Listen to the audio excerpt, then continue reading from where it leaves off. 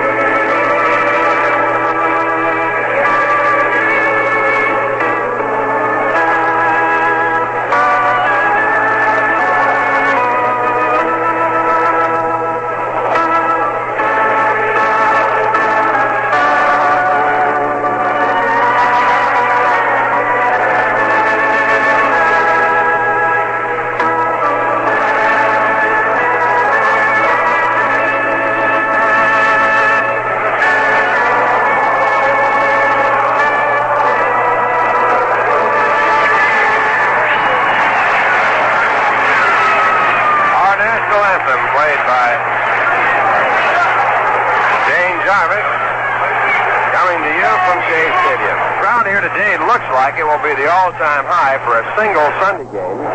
The top crowd in the past was on June 3rd, 1962 against the Giants for a single Sunday game. That was a 34,102 crowd.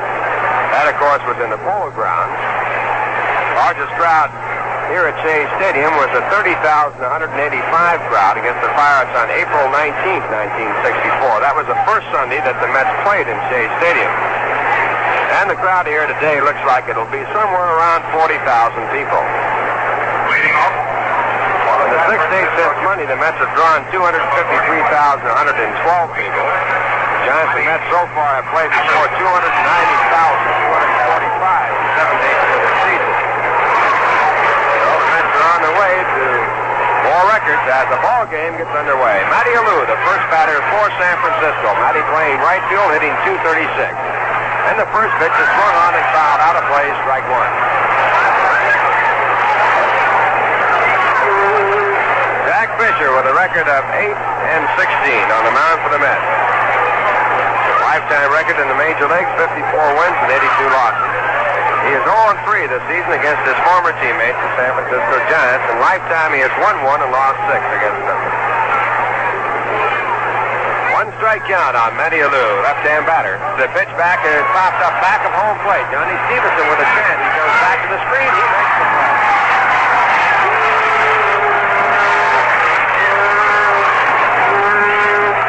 So the Mets put one away, the first man in the ball game. And the batter coming up will be the left fielder, Len Gabrielson.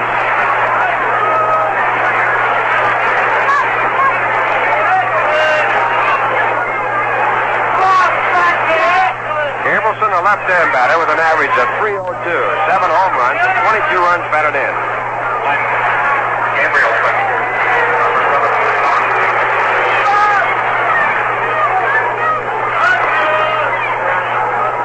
And the first pitch is low for ball one. 1 ball, no strikes. Gabrielson acquired from the Chicago Cubs. Big, strong left-hand batter. Out of the University of Southern California. Change of pace, it's inside and low. Ball 2. 2 balls, no strikes.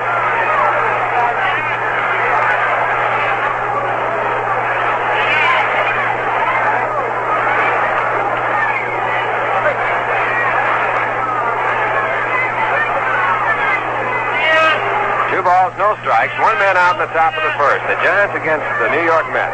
And the next pitch is low, and it's ball 3. 3-0, and the on-deck batter is Willie Mays.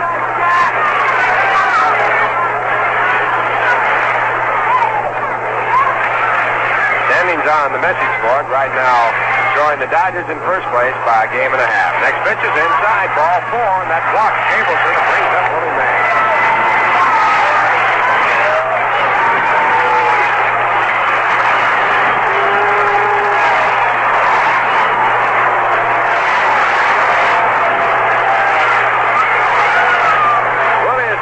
Hits and 8 times up in the first 2 ball games against the Mets.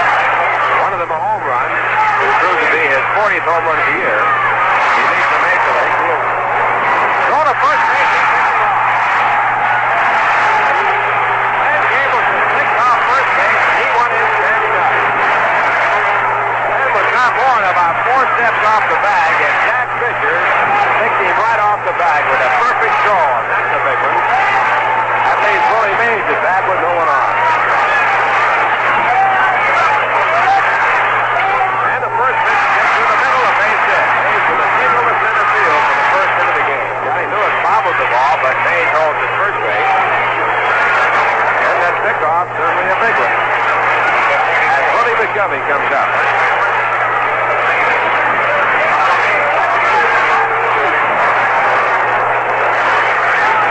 Mays batting at 325 now with the base hit.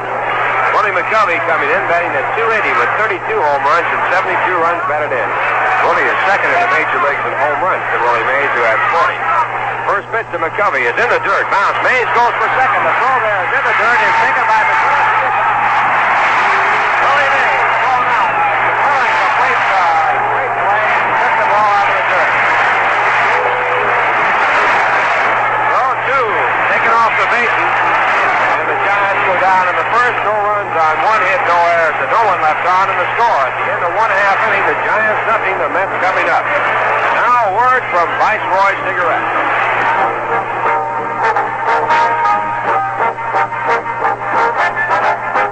Which filter cigarette should you be enjoying today? Some brands taste too strong, as if they didn't even have a filter. And some taste too light. You know the kind. They never seem to satisfy your taste. But there is an answer, and here it is. Viceroy's got the taste that's right. Not too strong and not too light. The taste that's right.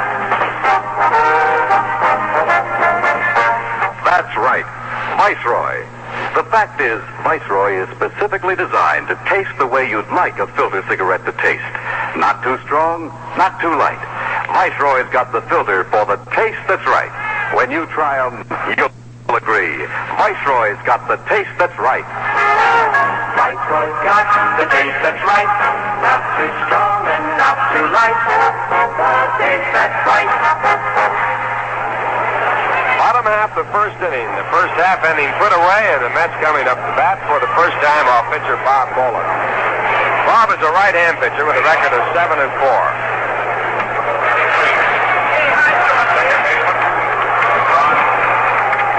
He'll be pitching to Ron Hunt. That's his first pitching chore. Ron coming up has had 4 hits and 8 times up in this series so far. The first 2 games put away. And the 4 hits have all been 2 base hits. Ron now with 10 doubles on the season. 10 of his 23 hits have been for 2 bases. He's batting at 253. He'll be followed by Johnny Lewis and then Ed Greenball. Bob Boland, the big, strong right-hander in the mound. He throws hard.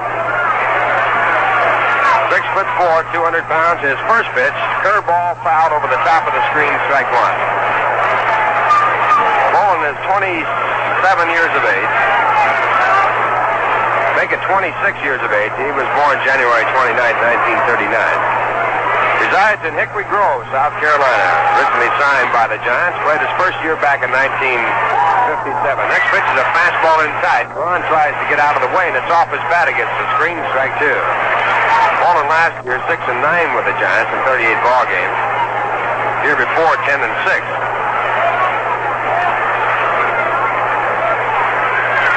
This is his 35th appearance and only his 7th start. His pitch back is high, and it's 1 ball, 2 strikes.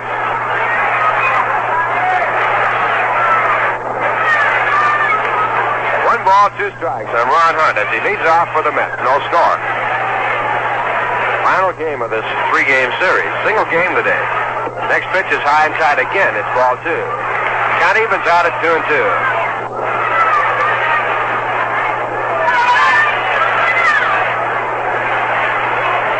Giants have Willie McCovey at first base. At second, Hal Lanier. At shortstop, Tito Fuentes. At third base, Jim Ray Hart. Outfield, Len Gableson in left, Willie Mays in center, and Matty Alou in right.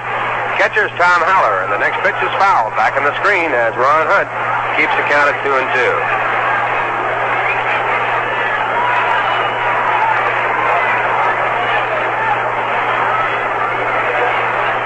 Mets will have the day off on Monday and take up again against Houston for 5 games.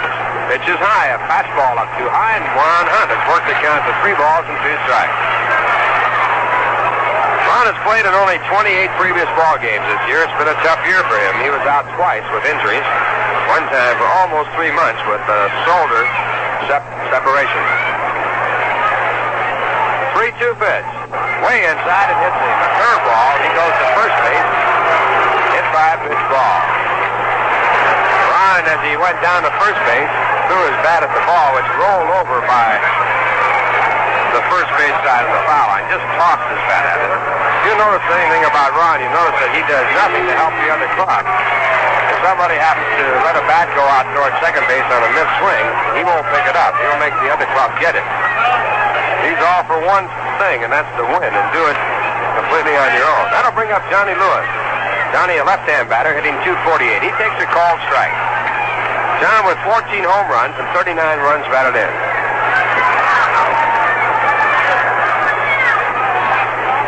Bob Boland checking with his catcher, Tom Haller. Ron Hunt at first base, leading off. And the next pitch is way outside, a fastball missing. 1 ball, 1 strike. A throw to first base, but Hunt beats the tag. No score, no one out. Bottom half the first. Mets have their first batter on. The count is 1-1 on Johnny Lewis. Next pitch is fouled off, out of play. Count goes to 1 ball and 2 strikes.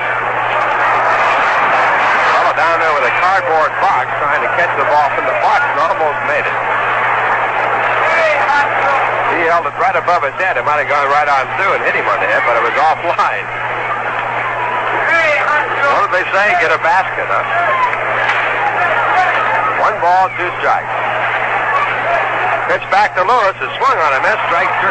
So Bob Boland gets his first strikeout, his first out in the ball game. That'll bring up Eddie Kranepool.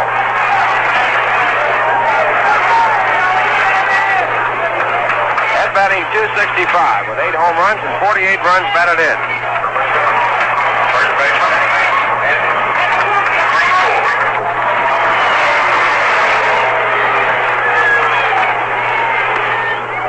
A left-hand batter, and his first pitch is outside, way outside, a one-hand grab by Tom Haller. Now he walks it back to the mound.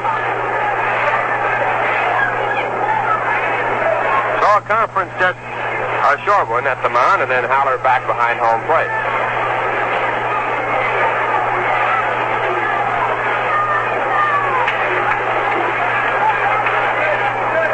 Ed is 1 for 8 against the Giants. And his next pitch is swung on and missed. Strike 1. 1 ball, 1 strike. On the pitch, Ron Hunt made a bluff as though he might be going to second. Haller came out in throwing position, ready to make a throw. If you just joined us, the Mets picked 2 off base in the first inning. Then Gableson picked off at first base, and Willie Mays was thrown out trying to go down to second base, and the ball that got away from the catcher. Now a pitch up and nothing on. No play at all. The count of 2 balls, 1 strike. 1 man out, bottom half the first.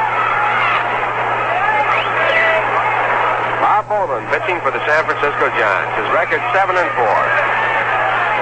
And he throws to first base. Hunt has to get back in a hurry. Got back faster than he had to. Made sort of a half slide back in. No tag made by Willie McCovey. Hunt off again as Boland sets up on top.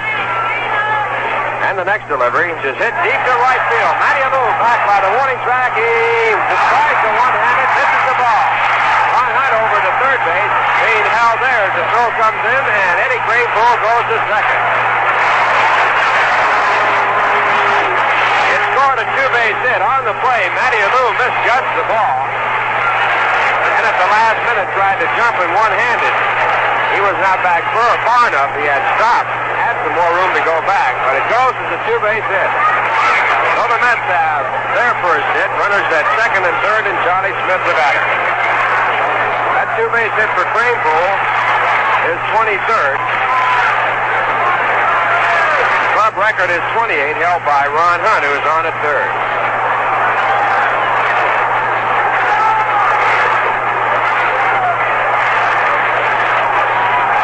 Playing their infield back with the exception of Willie McCovey at first base. Charlie Smith, the batter, hitting .260. Charlie has 16 home runs, leads the club in runs batted in with 55. And his first pitch. Slider up too high, and it's ball one. 1 ball, no strikes.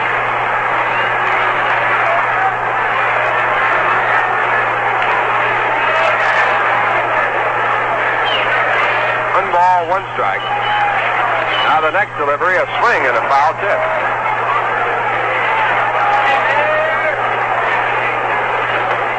Fastball by Boland inside. Charlie going for it, fouled it off.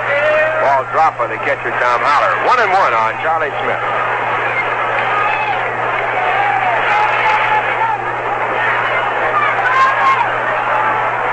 And at 1-1, the next delivery is a curveball fouled off. So Bob Boland has a count in his favor. 1 ball and 2 strikes. On deck batter for the Mets, Joe Christopher. Mets trying to break in here in the bottom half of the first. 1 away. They have runners at second and third.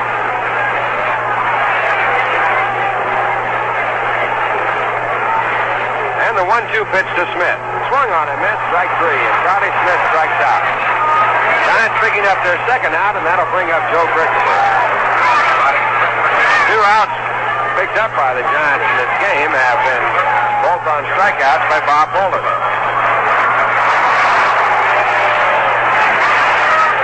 Joe Christopher stepping in. He's batting .247 with 4 home runs and 34 runs batted in.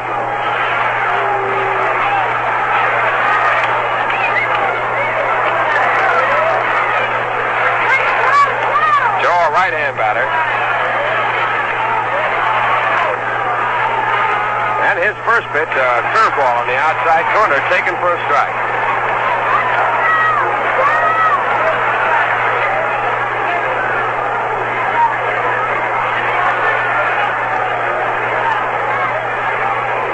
Infield playing back all the way around with 2 men away.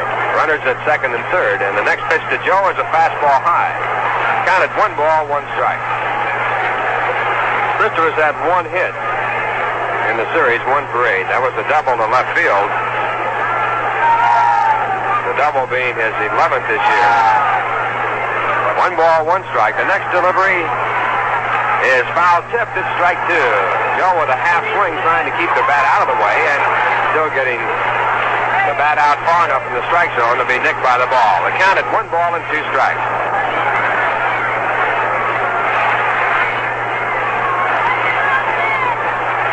Bob Boland checking with the catcher. He has the signs. Here's the pitch. It's inside for ball 2. Fastball missing way inside. 2 balls and 2 strikes. Christopher had to duck away on the pitch. 2-2 with runners at second and third. Ron Hunt was hit by a pitch ball on a 3-2 pitch as a leadoff batter after Johnny Lewis struck out. Ed Kranepool doubled off the glove of Matty Alou in right. The ball misplayed by Alou. Then Charlie Smith struck out. Now at 2-2, the pitch back to Joe Christopher is high for ball 3. Down at 3 balls and 2 strikes. The on-deck batter for the Mets is Johnny Stevenson, the left-hand batter.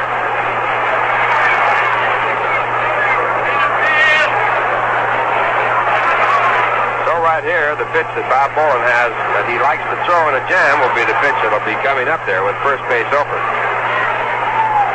And at 3-2, curveball hit foul.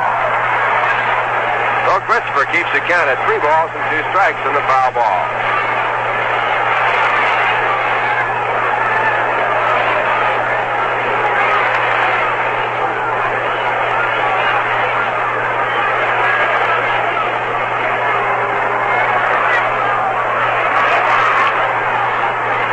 Hunt at third base, moving up. Ed Kranepool at second. And again at 3-2. Fastball swung on him and strike 3.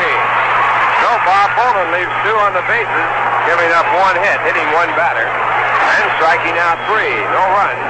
And the score at the end of 1, the Giants nothing, the Mets nothing.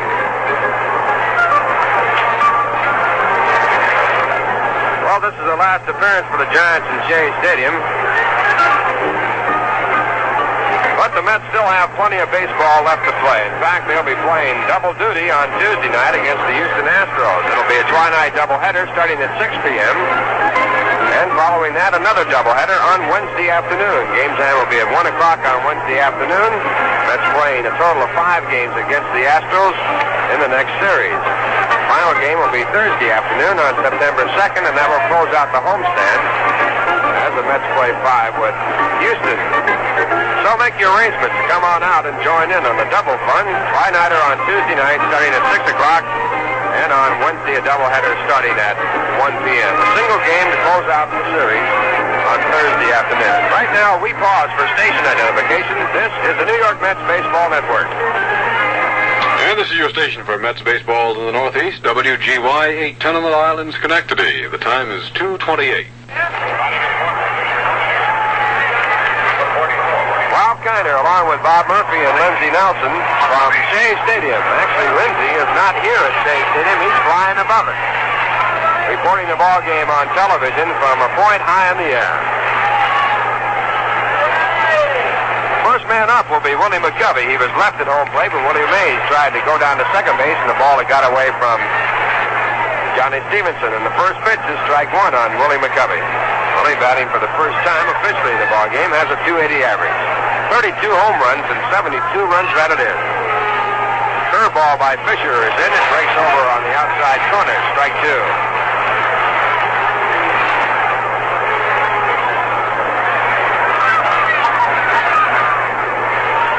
Covey 2 for 7 in the first 2 ball games. Both of those hits were home runs. One of them off the scoreboard in right field. A tremendous drive. Change up hit down to first base, foul.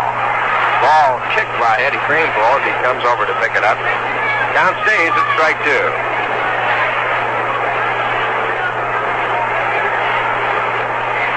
Mets had 2 base runners in the first. The Giants had 2 base runners in the first. So the ball game all even. Both teams with 1 hit and no score. First base umpire Mel Steiner checking out the ball. It was thrown to him by Jack Fisher. Now Jack has it back.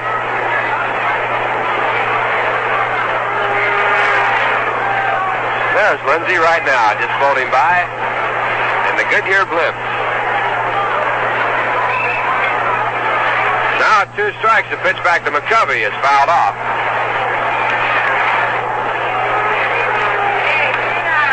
They've even got the door open on the gondola underneath the blimp part. Maybe Lindsey's going to try a parachute jump. Lindsey Nelson's our man in charge of all altitude. He was the fellow who went up to the top of the Astrodome, too. Now again at 2 strikes. And a ball hit down to first base off the handle. McCovey doesn't even run as Kranepool comes up and goes over to the bag. McCovey just trotting on down to first base. He goes all the way down, tags the bag, and then kind of lumbers off. Now the Mets have 1 away in the top of the second. The batter will be Jim Ray Hart. Hart, a right-hand batter, hitting .297 this year with 16 home runs and 68 runs batted in.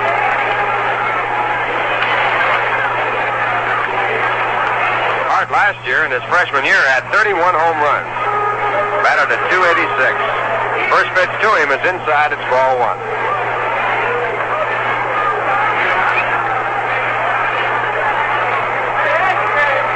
Hart 3 for 8 in the previous 2 games. One of them a long home run with 2 on. His pitch back is a slider over. It's 1 ball and 1 strike.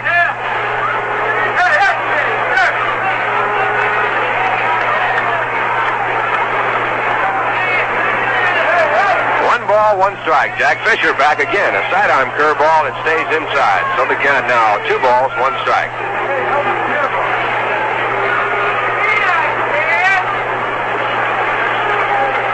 Jack started his major league work with the Baltimore Orioles. Went over to San Francisco, and then the Mets picked him up in a special draft, and he has done quite a job for the Mets.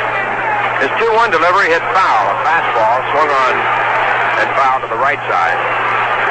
Counted 2 balls and 2 strikes. 1 away. We're in the top of the second. No score in the ball game. Mets against the Giants.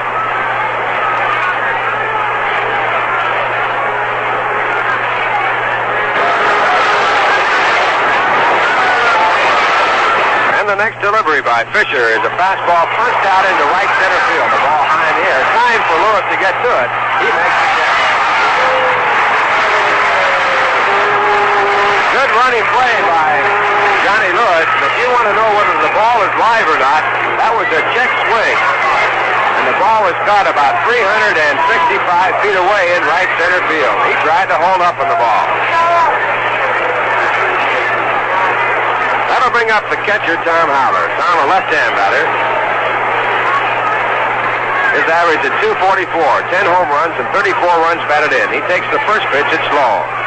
A Rheingold Chug-A-Mug is a wide-mouthed glass mug that holds 12 ounces of beer, and it even feels right when you pick it up. They're just about the handiest thirst quenchers in town. You'll find special Chug-A-Mug displays in your area. Next pitch is popped up back at second. Roy McMillan calling for it, drives him down. He's moving out now a little further in the center field, and he makes the play. That retires the side in order, and the score at the end of 1.5 innings, the Mets nothing, the Giants nothing. You've been wondering what Swedish Americans sing after the smorgasbord. Listen to this.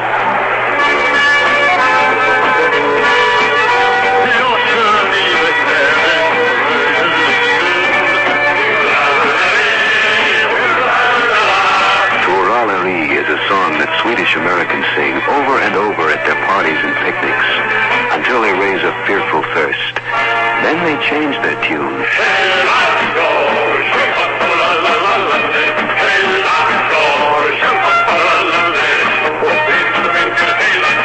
Elon Gore is a traditional Swedish drinking song, and often the beer they drink is Rheingold Extra Dry.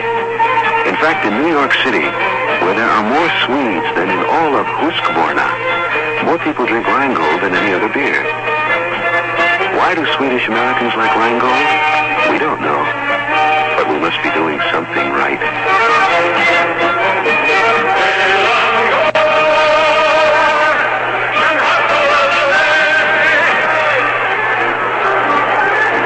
Bottom half of the second, the Mets coming up against Giants pitcher Bob Boland. The first batter for New York will be Johnny Stevenson. He'll be followed by Ron Swoboda and then by Roy McMillan. Mets will have their 6th, 7th, and 8th batters against the right-hander here in the bottom half of the second. No score in the game. And Johnny now leading off. A left-hand batter hitting .231. He tries a bunt. It's not far enough toward third base. Boland comes off the mound, makes the throw to first base in time. 1 man out, and Ron Swoboda now the batter. With Philadelphia batting in the bottom half of the third, Alex Johnson has hit a home run with a man on, and the Phillies now lead the Dodgers by a score of at least 5-0. Brad Osteen knocked out of the box, and Nick Wilhite has come in the ballgame in the third inning. Ray Cole pitching for the Phillies. Dodgers lead by a game and a half in the National League. First pitch to Swoboda's inside, it's ball 1. Ron batting .236 with 19 home runs and 46 runs batted in. Big, strong right-hand batter, and a curve back is outside. 2 balls, no strikes. At the end of 1, Houston nothing, Pittsburgh nothing. Don Nottebart pitching against Bob Friend.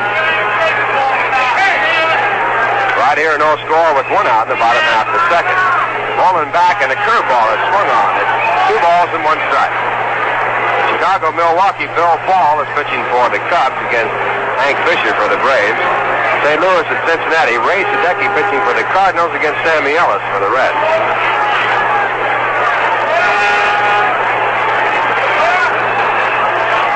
2 balls, 1 strike. Bowling back again with a curve. It's hit high in the air to left field. A ball just a little bit too high. Coming over to left fielder Len Gabrielson. Willie Mays standing by. And Willie lets him take it. Willie was right there. Could have made the play.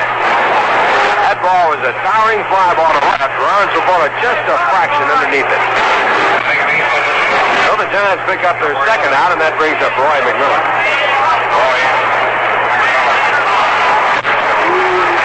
Roy with 2 hits and 6 times up in the series, batting at .251 now.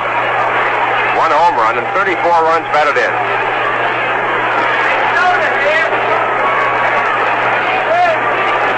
And the first pitch to McMillan is a breaking pitch that's in for a called strike. Boland is a sidearm right-hander, tough on right-hand batters.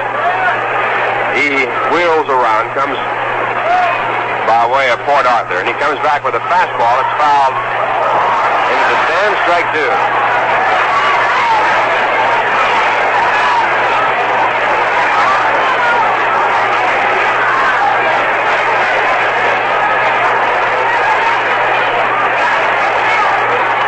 Next pitch is fouled off again. Now it holds at strike 2. The Gemini 5 space flight is over, and the astronauts Gordon Cooper and Pete Conrad say they are feeling fine and they're willing to go up next week if necessary. Doctors aboard the aircraft carrier Lake Champlain say that astronauts are in amazingly excellent condition and are perfectly happy. 2-strike pitch hit in the left field, a base hit. Roy McMillan on a curveball coming up at first base with the Mets' second hit of the game. That'll bring up Jack Fisher. To continue with the Gemini report, Cooper and Conrad indicated that what they wanted most was some sleep and a shave. Mission Director Christopher Kraft says he is fairly certain the Gemini 5 ran out of fuel just prior to splashdown. Kraft said in Houston, the gauge was reading below 0 at the time. Sounds like the way we all drive our cars. Next pitch back is outside a fastball for ball 1.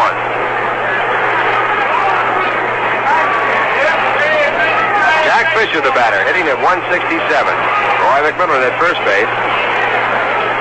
And Boland now back again, and a fastball is fouled off. The count at 1 ball, 1 strike. Fisher's had 11 hits so far this year, and 66 times up. 2 of the hits have been 2 base hits, and he has driven in 2 runs.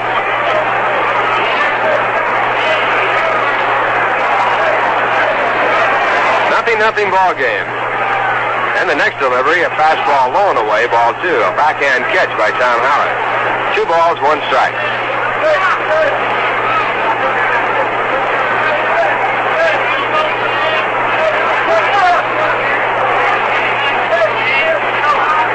Bowling again, and the curve is inside. It's 3 balls and 1 strike on Jack Fisher with Ron Hunt on deck.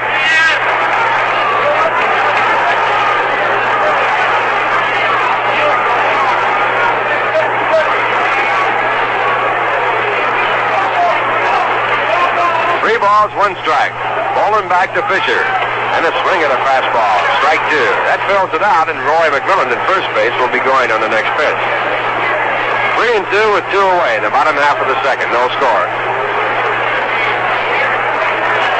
McMillan runs, and the 3-2 pitch is high for ball 4. So Roy eases up going into second base, and Jack Fisher walks to first. That is the first walk issued by Bob Boland. He did put Ron Hunt on when he hit him with a 3-2 pitch his first time up. Ron batting at .253. And batting with runners at first and second base.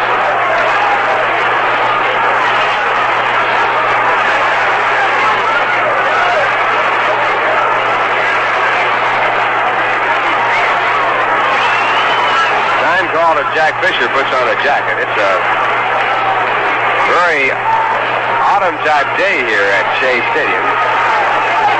Temperature is right around 70 degrees.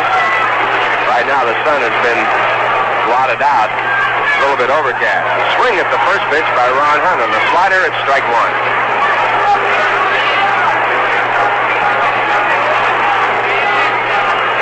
Mets have had runners on the bases in in this ball game previous to this inning. In the first, they had runners at second and third, but Boland tightened up and struck out Charlie Smith and Joe Christopher to leave them there. In that inning, he also struck out Johnny Lewis, so he struck out the side in the first. Bobby Wine has hit a home run in the third for the Phillies, so they have scored at least 4 runs in the third, and they lead by at least 7-0 over the Dodgers. Next pitch is a curve on the inside corner, strike 2. Ron Hunt thought the pitch was inside. Otto Steen knocked out of the box. Nick Wilhite now pitching for the Dodgers. Home run coming off Wilhite. And the 2-strike delivery, high tight fastball. 1 ball, 2 strikes. Ron ducking away.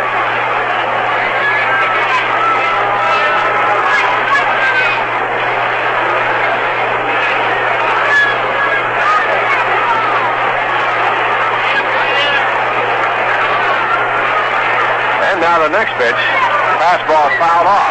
Ball right in tight. Ron fouled it over the top of the screen. 1 ball, 2 strikes.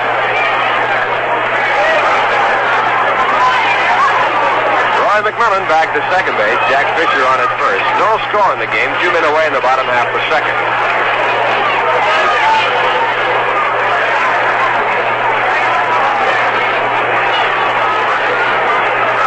And the next delivery, curveball hit foul down the left field line. Ron just out in front. Ball going into the stands, and the count remains at 1 ball and 2 strikes.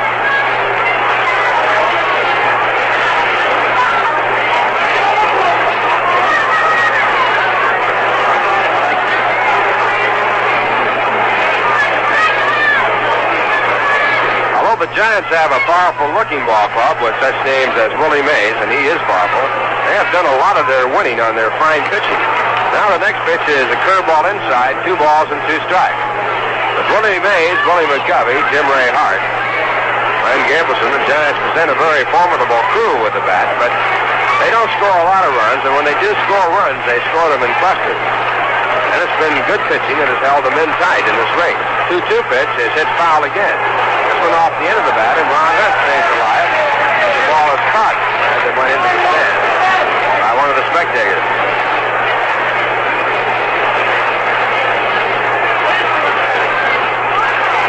Good pitching by Bob Boland, Frank Lindsay in relief, Masanori Murakami in relief, Bob Shaw, and even Warren Spahn has chipped in for 2 out of 3. Now again a foul ball. So Ron Hunt battles away against Bob Boland. Count staying at 2 balls and 2 strikes. Phillies scored 5 runs in the third, so they lead by a score of 8-0 over the Dodgers. Ball game going to the top of the 4th. Ray Culp, the beneficiary of those 8 runs, working for Philadelphia.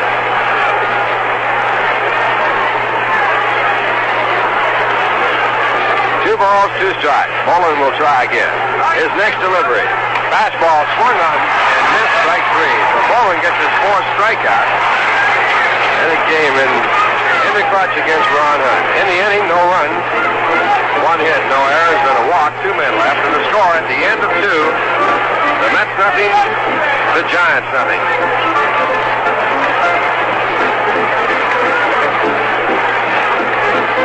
While the New York Mets have put their final revised edition of the New York Met yearbook out for purchase right here at the ballpark, it's available all the time. It has up-to-date information on all the newcomers. Dave Eilers, who just came up from Atlanta, for example, where he won 11 and lost 1. One of the new relief pitchers for the Mets. It also has up-to-date information on Casey Stengel and how he is coming along. And incidentally, Casey is coming along in good shape. He goes out for walks and strolls now, up and walking after his operation for a displaced fracture of his hip. Also, you can get up to date on all the Met players that have been here right along in this year of 1965. Ron Swoboda with picture and also information about his background. Johnny Lewis, Joe Christopher. Keep track of what Mets are doing what and what records they are breaking that belong to the Mets Ball Club. Don't forget that you can get yours by mail by simply sending in 50 cents to Met Yearbook. Address it to Shea Stadium, Flushing, New York. That's 50 cents to Met Yearbook, Shea Stadium, Flushing, New York.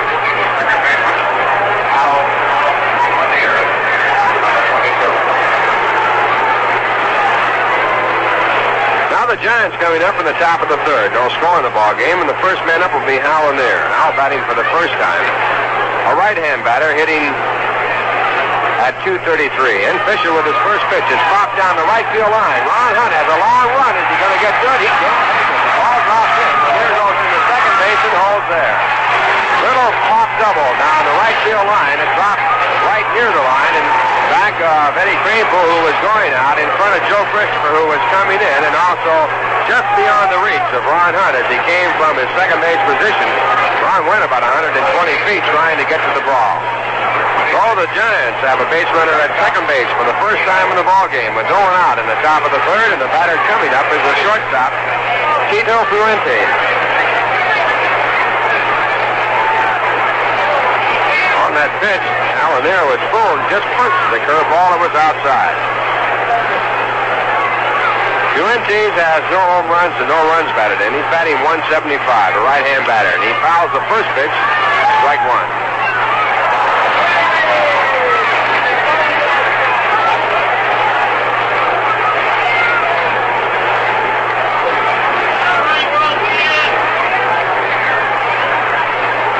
Strike count on the right-hand batter. Fuentes was recalled from Tacoma, where he batted .311, had 19 home runs. Joined the club about 10 days ago. His one strike delivery. Fastball bunted towards second base. It could be a base hit. Coming in is Ron Hunt. He has no play. Perfect bunt by Fuentes, and on the play, Hal Lanier moved to third.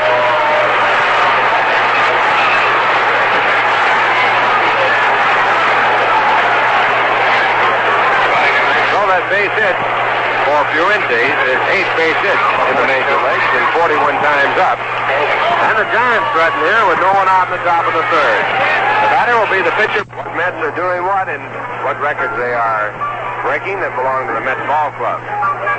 Don't forget that you can get yours by mail by simply sending in 50 cents to Met Yearbook. Address it to Shea Stadium, Flushing, New York. That's 50 cents to Met Yearbook, Shea Stadium, Flushing, New York.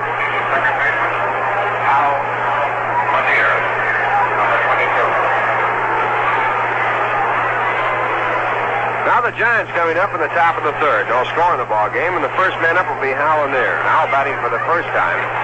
A right-hand batter hitting at 233. And Fisher with his first pitch is popped down the right field line. Ron Hunt has a long run. Is he going to get good? He can't make it. The ball drops in. Lanier goes into second base and holds there.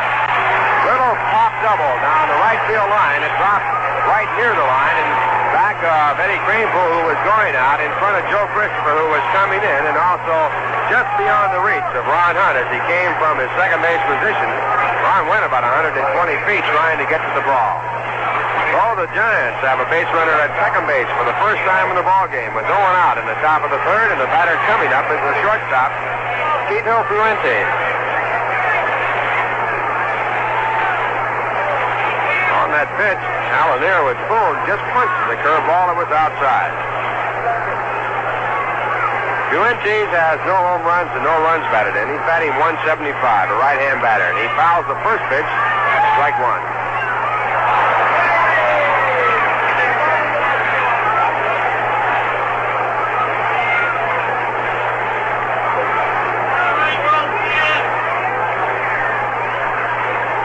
Strike count on the right-hand batter. Fuentes was recalled from Tacoma, where he batted .311, had 19 home runs.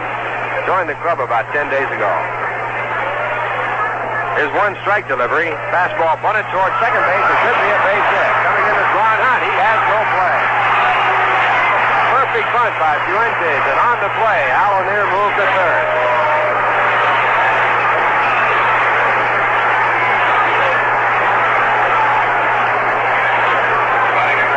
Base hit for Fuentes is 8th base hit in the major leagues and 41 times up. And the Giants threaten here with no one out in the top of the third. The batter will be the pitcher, Bob Boland. Boland has 4 hits and 32 times up. He's batting 125.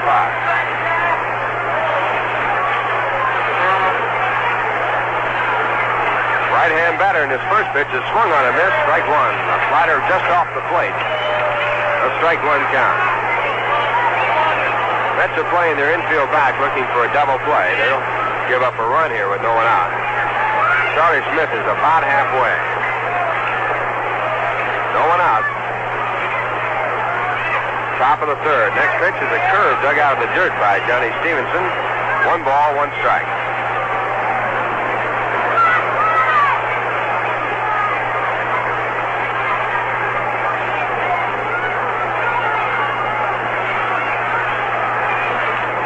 One ball, 1 strike. The next delivery swung on it, missed, strike 2. A throw to first base, but Fuentes is back with no tag. Tito Fuentes at first base got his first hit of the series with that bunt. It was a perfect bunt, just like the book has laid it out. Ball pushed by the pitcher just hard enough, and Ron Hunt couldn't make a play. Now the 1-2 delivery, curveball foul back in the screen. So the count holds at 1 ball and 2 strikes. On deck batter is Matty Alou.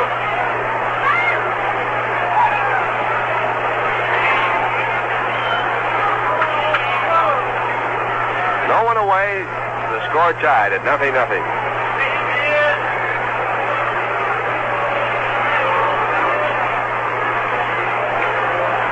Pitcher set to work. A look at first base. His next pitch is hit right to the middle. A base hit. Fuentes going over to third base. Johnny Lewis throws the ball into second base, and on the play, the Giants score the first run of the ball game as Al Lanier scored from third.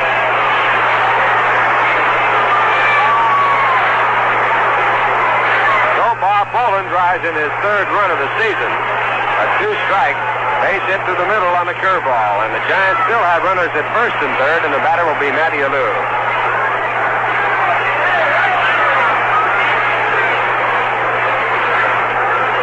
Matty fouled out his first time up. Mets getting some action in their bullpen now as Gordon Richardson takes off his jacket and goes out to the pitching mound in the bullpen. Gordon, a left-hand pitcher. Lou batting .235, and the Mets now have their infield in at first and third, back at second and short.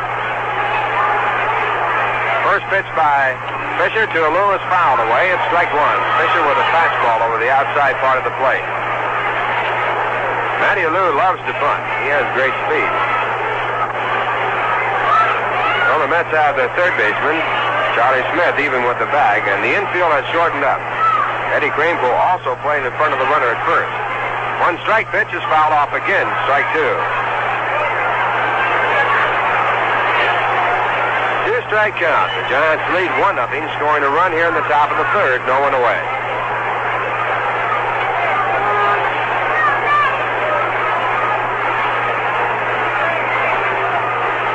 Now Kranepool has dropped back with a 2-strike count, not looking for a bunt. And the next pitch is a slip pitch outside. A change-up missing. It's 1 ball, 2 strikes.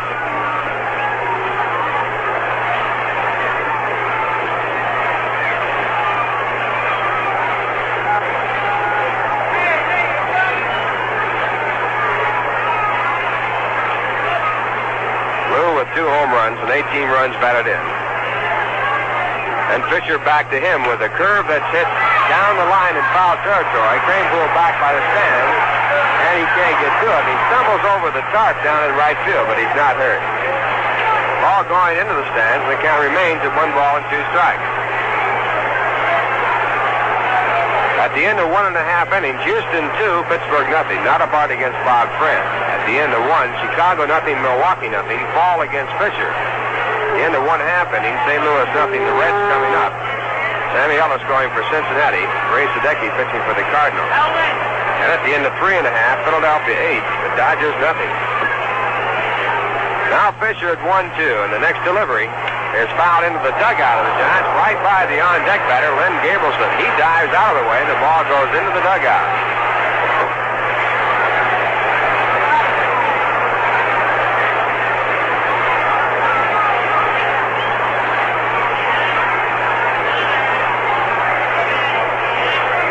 Attention focused in the dugout right from our point. We can't see exactly if it hit anyone, but from the way the crowd gathered around, it looks like it might have hit Jesus Alou, who is now getting up and walking away.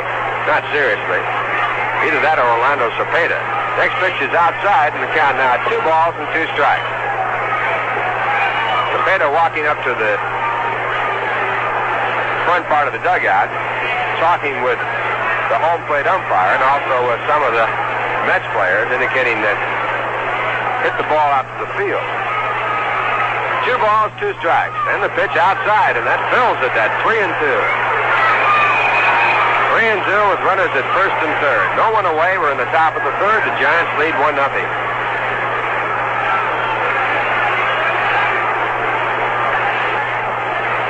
And a 3-2 with the runner not going. The pitch is low and inside, ball 4, and that loads them up.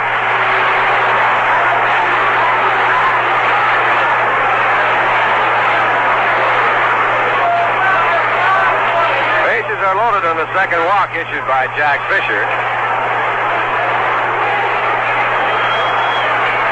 And the batter coming up is Len Gabrielson. Len, a left-hand batter, walked his first time up in 4 pitches ahead of Willie Mays. Gabrielson batting at 3:02. Now throwing along with Gordon Richardson, a left-hander, is Bob Moorhead, a right-hander. Out in the bullpen for the Mets. The first pitch to Gabrielson is swung on and missed, strike 1. Gabrielson going for a high fastball. Pitch above the letters, and Fisher picking up a strike. Gabrielson batting with 7 home runs and 22 runs batted in. He's had 1 hit in the series against the Mets. That was a home run. His 1 strike pitch is inside. It's ball 1. 1 ball, 1 strike. Mets with their infield back at first, second, and short. Still hoping to pick up 2 to give up 1. Giants lead 1-0. Charlie Smith at third base is just about halfway. He can go anyway. Now the 1-1 pitch.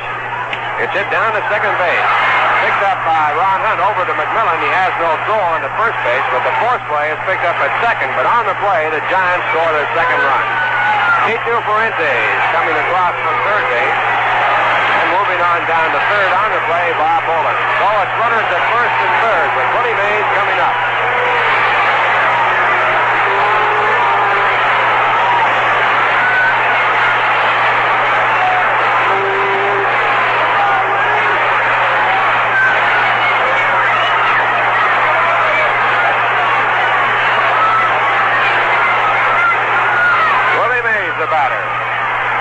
First pitch is inside a fastball. Willie started to swing and then spun around, but held the bat back, and it's ball 1.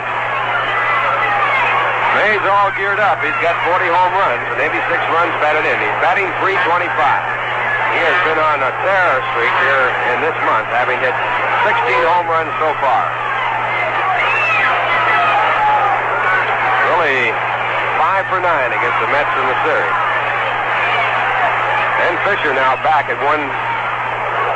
And the next pitch is in the dirt for ball 2. And May says, look at the ball, and throw the home plate umpire. Dan Landers takes a look and throws it out of play.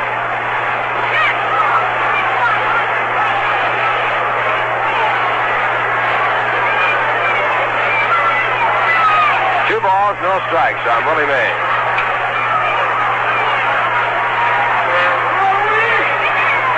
Fisher look at first and a throw there, but Gabrielson, who was picked off first base his first time on, is only a couple steps away.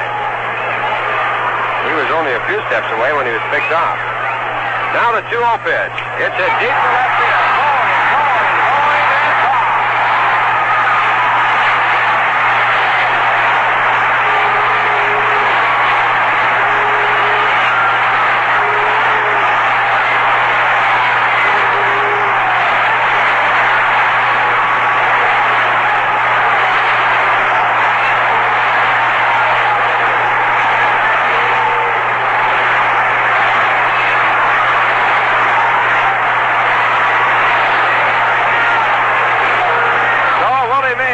Going, and gone. Book in the National League. He has just hit his 17th home run in the month of August, and that is an all-time record in the National League.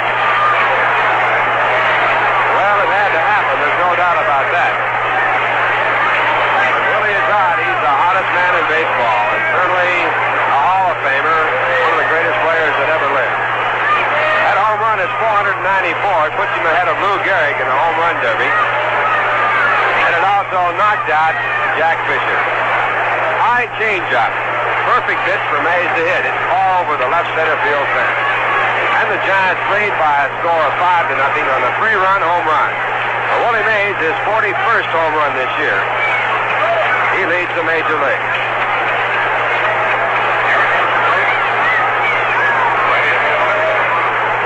Coming in now, left-hander Gordon Richardson in place of Jack Fisher. Jack officially was credited with 2 1/3 innings of work. Charged with 5 runs. He gave up 5 hits. Jack struck out none and walked 2. And Gordon Richardson will be pitching to Willie McCovey. So while he warms up, we'll run down the scores once again. At the end of 4, Philadelphia 9, the Dodgers nothing. Wilhite now pitching for the Dodgers. Osteen was the starting pitcher. Ray Culp working for Philadelphia. Corrales, Alex Johnson, Bob Wine, Richie Allen home run. At the end of 2.5, Houston 2, Pittsburgh nothing. Don Nottebart pitching for the Astros against Bob Friend. At the end of 1, Chicago nothing, Milwaukee nothing. Bill Paul pitching against Hank Fisher. St. Louis nothing, Cincinnati nothing after 1. Ray Sadecki working for the Cardinals against Sammy Ellis. In the American League, the Yankees are scheduled at Kansas City for a single game. Boston playing 2 at Chicago. At the end of 1, Boston nothing, Chicago nothing. Rob O'Kett pitching for the Red Sox against Howard for the White Sox. Baltimore at Washington for a single ball game. At the end of 5.5 innings, Baltimore 4, Washington 3. Don Larson relieving Milt Pappas in the 6th. Buster Narum still in the ball game as the starting pitcher for the Senators. Dick Nen a home run in the 4th with no one on. At the end of 1, Cleveland nothing, Minnesota nothing. Hargan against Merritt, 2 newcomers to the American League. Also scheduled Detroit and Los Angeles. Right now we pause for station identification. This is the New York Mets Baseball Network. This is WGY 810 on the dial, Schenectady, and while we have this opportunity, we'll take advantage of it to appraise you of President Johnson's just completed press conference. He opened his conference at his Texas farm by congratulating the astronauts and announcing plans for the astronauts, as he indicated earlier when he talked with them, that they would be going on a world tour along with other astronauts to better world understanding of the situations now taking place.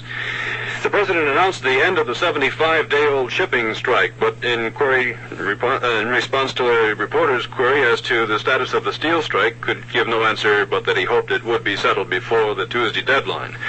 The president announced the appointment of John Gronowski, U.S. Postmaster General, as ambassador to Poland. His successor will be Lawrence O'Brien, who has been up to this time a special assistant to the president. He also touched on international situations, saying that for the first time the agreement is now in the Dominican Republic. He is also hoping for a peaceful settlement of the Kashmir dispute between Pakistan and India. We'll have further details on the 6 p.m. news on WGY.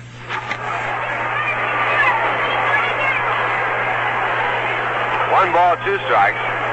Richardson, a left-hand pitcher, taking the signs from Johnny Stevenson. And his next pitch is fouled over the screen. So the count will hold at 1-2.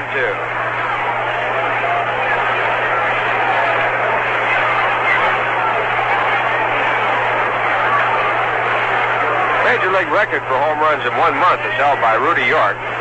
Only one other batter has hit more than 16 in 1 month, along with Willie Mays. Babe Ruth, who hit 17. Next pitch is fouled back on the screen, and the count stays at 1 ball and 2 strikes.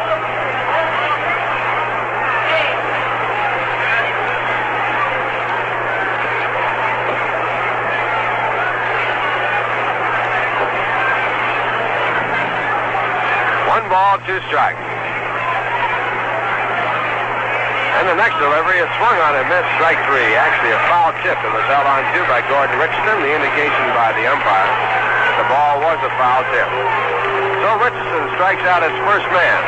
That was the first strikeout against the Giants in the game so far. And the Mets now have their second out. And the batter will be Jim Ray Hart.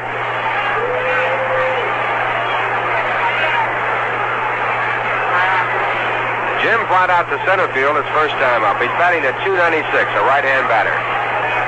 And he takes the first pitch for a called strike. Hart has hit 16 home runs this year and driven in 68.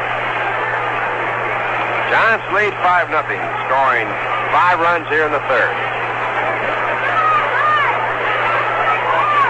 Richardson, 26 years of age. 6 foot tall, 185. hard-throwing left-hander. Last year won 4, lost 2 for St. Louis. Drive deep to right field. Back on the warning track is Joe Christopher. He is there, and he makes the catch. That retires the side, but in the inning, the Giants score 5 runs on 4 base hits. There were no errors and no one left on. And the score at the end of 2.5 innings, the Giants 5, the Mets nothing. Here's a bit of advice about your car that may come in handy. There goes a driver who doesn't care much about money. He's wasting gasoline. Shell mileage experts will tell you that when you accelerate with a wide-open throttle, your car may be getting only 5 miles per gallon. That's right, 5 miles per gallon. That's pretty expensive, so Shell experts offer this tip. Take it easy when you're taking off, and watch your mileage improve. Of course, the gasoline you use can affect your mileage too. That's why Shell blends a mileage ingredient called platformate into Super Shell. Platformate actually contains more energy per gallon than the finest 100-octane aviation gasoline, energy that turns into mileage as you drive. So remember this advice from the mileage experts at Shell. Avoid those fast takeoffs and keep your tank filled with Super Shell gasoline. It's blended to help you get good mileage. Well, the Giants sent 8 men to the plate in the 3rd inning, got 5 of them across home plate. All the way around the bases, they lead by a score of 5-0. Now they take the field, and they have made 1 change. Willie McCovey has been taken out of the ballgame. Len Gableson has moved in at first base from left field. Matty Alou, who was in right field, has moved to left field to take Gableson's place. And in the ballgame and batting in the 4th spot in the batting order, Ken Henderson now playing right field. Mets will have Johnny Lewis against Bob Boland here in the bottom half of the 3rd. And the first pitch to the left-hand batter is a curveball inside. It's ball 1. Johnny batting for the 2nd time. Struck out pitching a fastball his first time up. Bob Boland has struck out 4. He got 3 in the 1st. Next pitch is looked at for a called strike. 1 ball, 1 strike.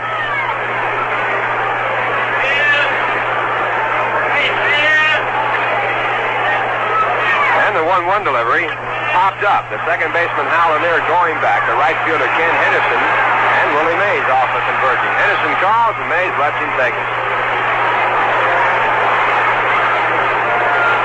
Now the Mets will have Eddie Kranepool coming up. Eddie doubled off the glove of Matty Alou in right field his first time up. Ball was misplayed by Alou and went for a 2-base hit. Mets had runners at 2nd and 3rd in the 1st with 1 man away. They were left there when Smith and Christopher struck out. They had runners at 1st and 2nd in the 2nd with 2 men out, and Ron Hunt struck out. A ground ball in the first pitch hit down to the first baseman Gableson. He goes over to the pitcher with the throw, and he makes the play at first to retire Kranepool. That'll bring up Charlie Smith. Charlie 0 for 1, batting at 260. Kranepool before the out, batting 267.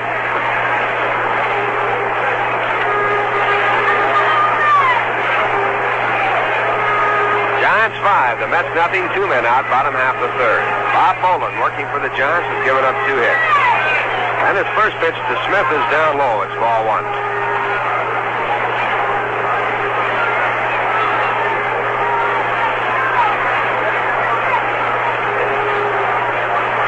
The 1-0 delivery, and a curveball is bounced toward 3rd, on through in the left field. Ball bouncing by the glove of Jim Ray Hart. It's picked up by Matty Alou, and Smith holds at first base.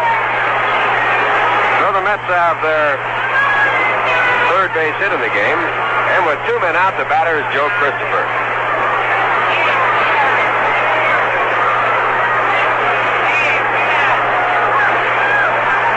Joe struck out his first time up, batting at 246.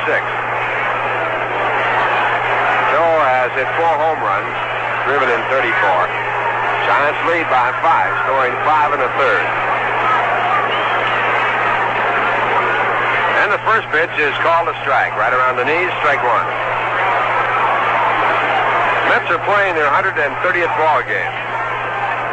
After this homestand, they have only 11 more dates at home.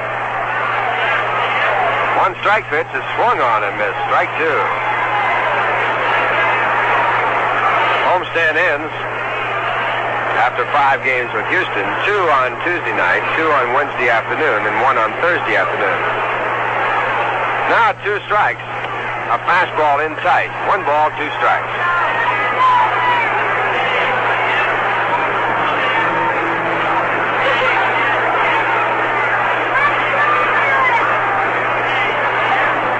Bowling back again and missing again. It's ball 2.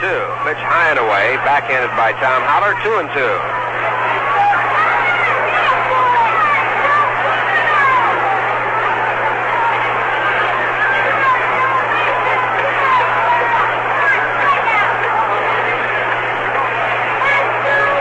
Smith at first base with a short lead. The next pitch line to left field. Down the line, it'll go for a base hit and go for extra bases. Charlie Smith going over to third base, being held there. Lou has a strong arm, throws it all the way in.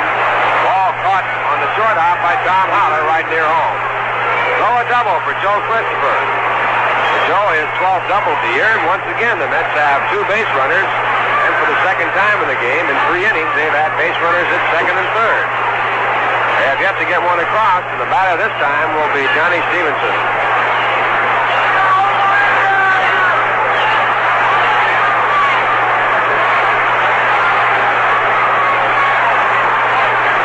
Tom Haller talking it over with Bob Bolin on the mound, now back behind home plate. Getting set to send the signs out as they get ready for Johnny Stevenson. Johnny batting .227. Tried to bunt his way on his first time up and bunted the first pitch right back to the pitcher. Bob Bolin puts the ball in play and they throw over to first base, hoping to pick up an out, as the Giants claim Joe Christopher missed first, but the indication being that Joe touched it, as Mel Steiner indicates the safe sign that he touched the bag. Now Bolin reading the signs again. Into the windup, here's his pitch. It's swung on a miss, strike 1.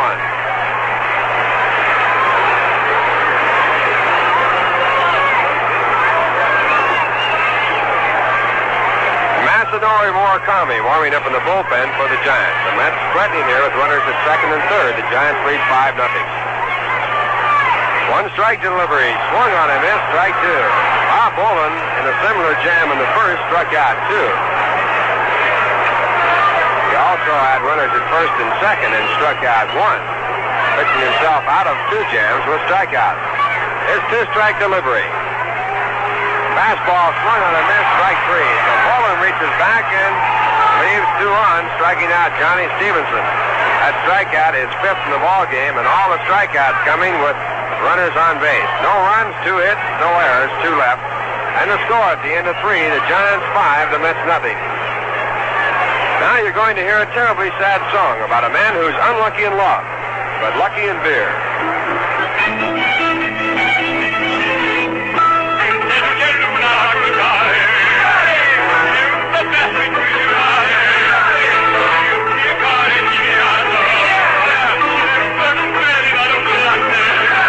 From the little cafes of Romania comes the song about Ionelule, who drinks to forget the fire that burns his heart because marijuana doesn't love him.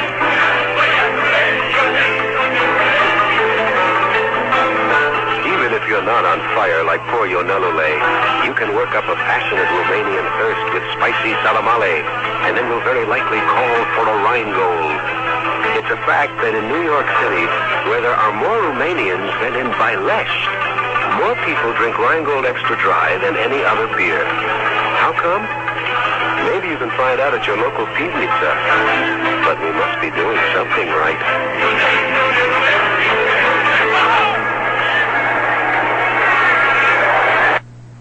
It's the top of the 4th inning. The Giants coming up as they lead 5-0. And the first man up will be Tom Haller. On the mound for the Mets in relief of Jack Fisher, who was knocked out. In the top of the 3rd is Gordon Richardson. And Gordon, a left-hander, with his first pitch to the left-hand batter, it's swung on for strike 1. Haller batting .243 with 10 home runs and 34 runs batted in. Richardson pitching to his 3rd man since coming in the game. He got his first 2, and he misses low and away. It's ball 1. 1 ball, 1 strike.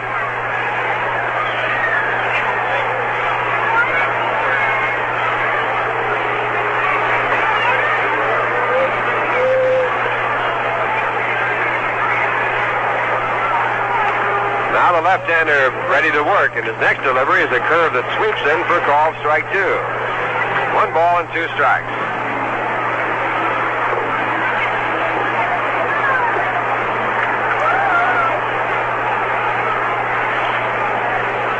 Haller will be followed by Hal Lanier and Tito Fuentes. And he checks on a swing. It's in time, and the curve breaks too low, and it's 2 balls and 2 strikes.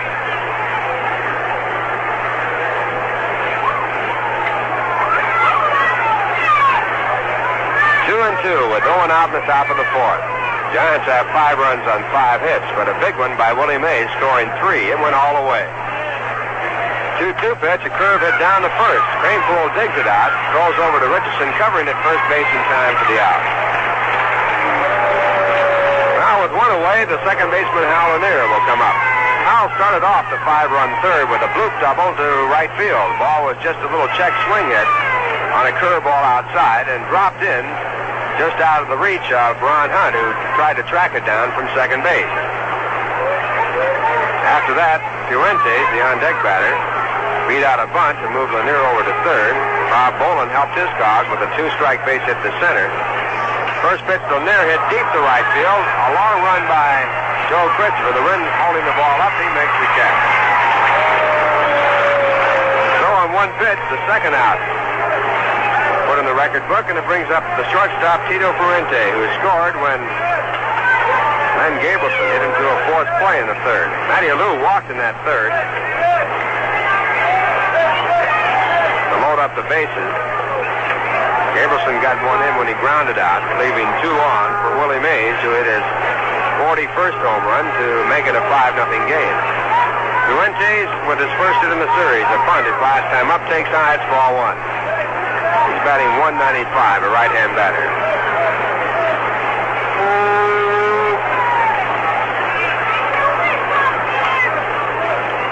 And Richardson with the sign and back again. And a swing and a miss, strike 1.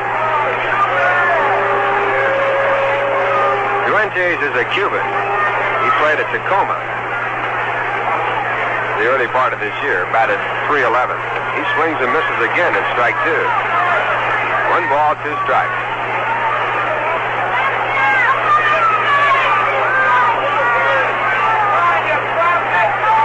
And Richardson at 1-2, and the pitch is swung on and missed, strike 3. So Gordon takes the side away in order, picking up his second strikeout since coming in the game. He now has retired 5 in a row since coming in the game, and the score at the end of 3.5 innings, the Giants 5, the Mets nothing. Now here's Lindsey Nelson with another unusual fact from the Viceroy Hall of Records. Got a question for you. Know when the first night game was played? I was surprised it was so long ago. But the Viceroy Hall of Records gives the nod to a couple of amateur teams that played in Massachusetts. The year 1880. Surprising, huh? But I'll tell you this. It's no surprise to see more and more smokers choosing Viceroy. It's because Viceroy's got the taste that's right. You see, Viceroy is specifically designed to taste the way you'd like a filter cigarette to taste. Viceroy is not too strong like some brands that taste as if they didn't have a filter, and not too light like some others. You know the kind. They just don't seem to satisfy your taste. But when you light up a Viceroy, you get the filter cigarette that's not too strong, not too light. Viceroy's got the filter for the taste that's right. Viceroy's got the taste that's right. Not too strong and not too light. The taste that's right. The Mets batting now in the bottom half of the 4th. Their first man up will be Ron Swoboda. He'll be followed by Roy McMillan, and then the pitcher, or the pitcher's position. They trail 5-0. On the mound with the 5-0 lead is Bob Boland. Bob has struck out 5 and has given up 4 base hits. He hits the first pitch in the right field. Right there is Henderson. He makes an easy catch of the line drive. Henderson is a very good-looking outfield prospect. He plays center field, right field, and left. He made that catch just like he was Willie Mays. It was a hard shot to right. He just nonchalanted the ball as he put it away. So on 1 pitch, Ron Swoboda goes back to the bench. He had flied out to left field his first time up, and the batter will be Roy McMillan, who singled to left field his first time up. 53, a right-hand batter. And he takes the first pitch for a called strike. 1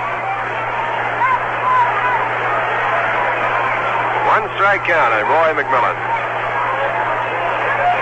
Roy 3 for 7 against the Giants in this 3-game series.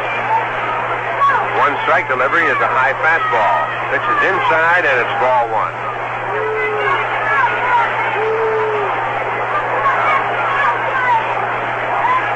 Scoring in the game coming in the top of the 3rd. The Giants scoring 5 as they sent 8 up.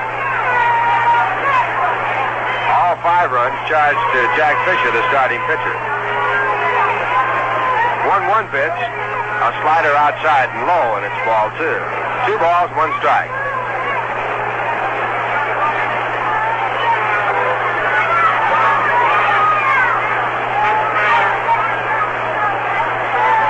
And the next delivery is popped up.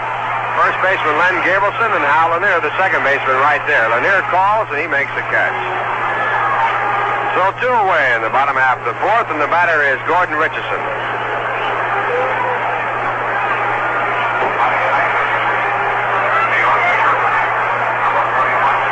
Gordon is 0 for 4. He bats from the right-hand side. Has pretty good swing.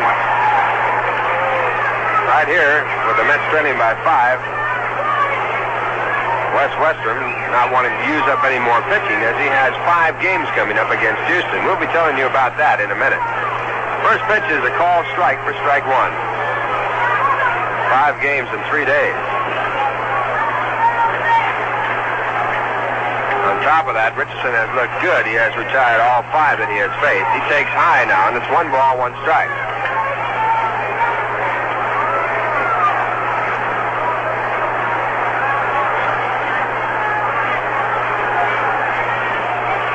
And the next pitch is a curveball. Swung on and missed. Strike 2. 1 ball, 2 strikes.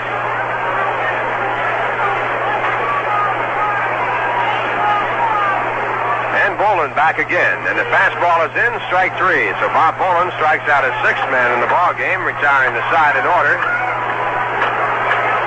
And the score at the end of 4, the Giants 5, the Mets nothing.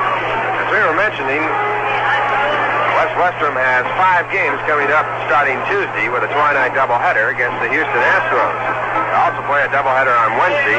That's an afternoon game starting at 1 o'clock. The twilighter starts at 6. Then Thursday, the Mets close out the homestand with a 2 o'clock day game against the Astros. Scheduled pitchers for the Tuesday night game, Robin Roberts, now back in the National League. He has had quite a start in the National League in his second childhood, so to speak. Won his first 2 games on 4-hit shutouts. And along with Robin Roberts, it'll be Bob Bruce. So the Astros will have 2 right-handers. The Mets will counter with 2 left-handers, Tug McGraw and Larry Miller. Tug off of 2 big wins over the St. Louis Cardinals and the Dodgers. Tug defeating Sandy Koufax his last time out, and that's no chore that you can toss off lightly.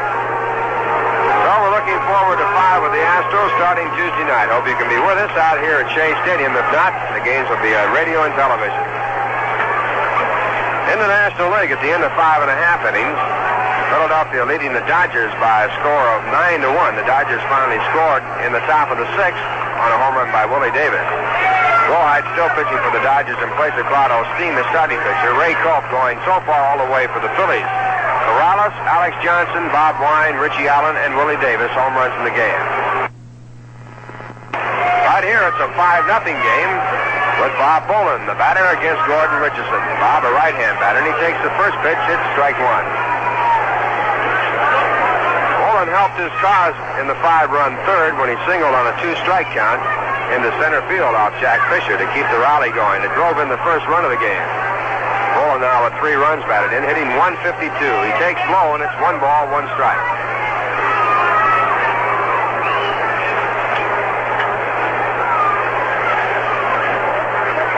One ball, 1 strike. And the next delivery is hit in the air to shallow right center field. Joe Christopher coming over. Johnny Lewis also there. And Johnny cuts across to make the catch. So they get Bob Boland for the first out in the top of the 5th. And with the Giants leading 5-0, the leadoff batter, Matty Alou, will be coming up. At the end of 7, a tie game. Baltimore 4, Washington 4. Larson pitching for the Orioles. Buster Narum for the Senators. The end of 3, Minnesota 1, Cleveland nothing. Oregon against Merritt. And also scheduled for the Yankees at Kansas City, Detroit at Los Angeles. Matty Alou now, the batter. He tries a bunt. It's in the air. And Craneborough will get to it, and he makes the catch in foul territory. So Alou is disposed of on a bunt try, and now the Mets have their second out in the top of the 5th, and the batter will be Len Gabrielson.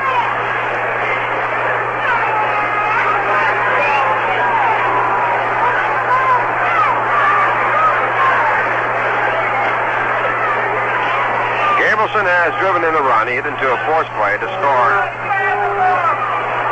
the second run for the Giants, and they scored 5 in the 3rd. They lead 5-0. And he also walked in 4 pitches. He's batting an even 300 with his 0 for 1, and he bounces the first ball by Cookie Lavagetto for a foul ball, strike 1. Have yourself a gala evening at Jones Beach this season. Enjoy a buffet dinner at the Marine Theater. Then see Mardi Gras, Guy Lombardo's new musical extravaganza. It's the best ever at Jones Beach.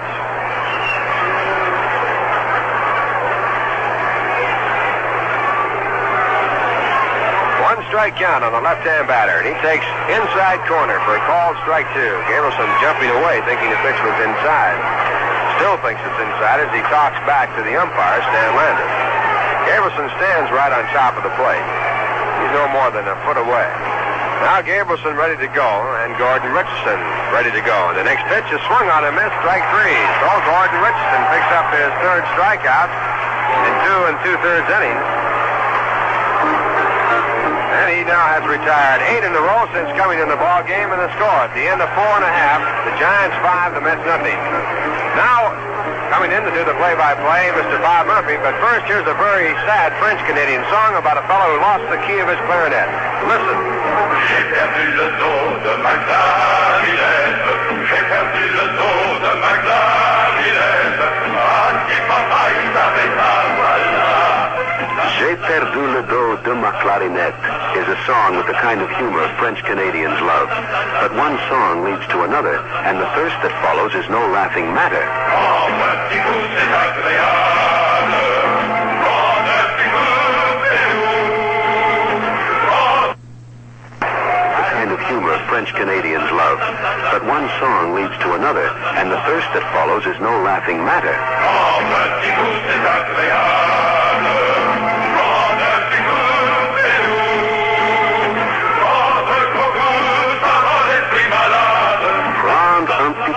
Is what they'll sing as they reach for a beer, probably Rheingold Extra Dry. In fact, in New York City, where there are more different kinds of people than in any other city in the world, more people drink Rheingold than any other beer. Why do French Canadians like Rheingold? We don't know, but we must be doing something right.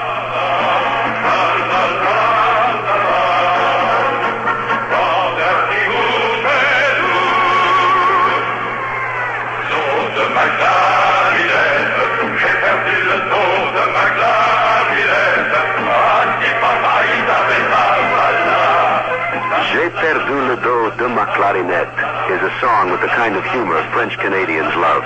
But one song leads to another, and the thirst that follows is no laughing matter. Oh, petit coup, c'est agréable. Oh, petit coup, c'est doux. Oh, ça rend l'esprit malade. Prendre un petit coup is what they'll sing as they reach for a beer, probably Rheingold Extra Dry. In fact, in New York City, where there are more different kinds of people than in any other city in the world, more people drink Rheingold than any other beer. Why do French Canadians like Rheingold? We don't know, but we must be doing something right.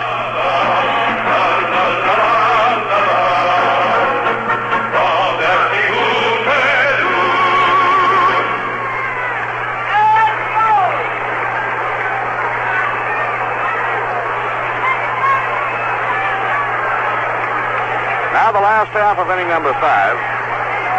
Ron Hunt will try and get something going for New York against hard-throwing Bob Boland.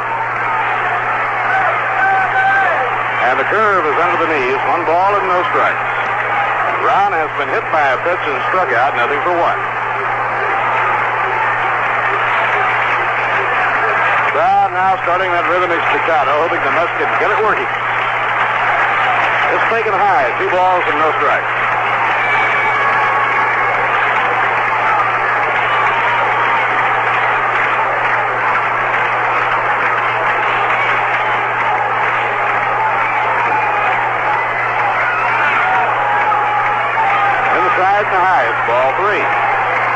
will be trying to wait him out and get on. That's trailing by 5, need a cluster of base runners. St. Louis got 5 runs in the third inning at Cincinnati, and the Cardinals now lead 6-0 after 2.5. Way inside, ball 4. So Ron is on for the second time in 3 trips to the plate. It brings up Johnny Lewis.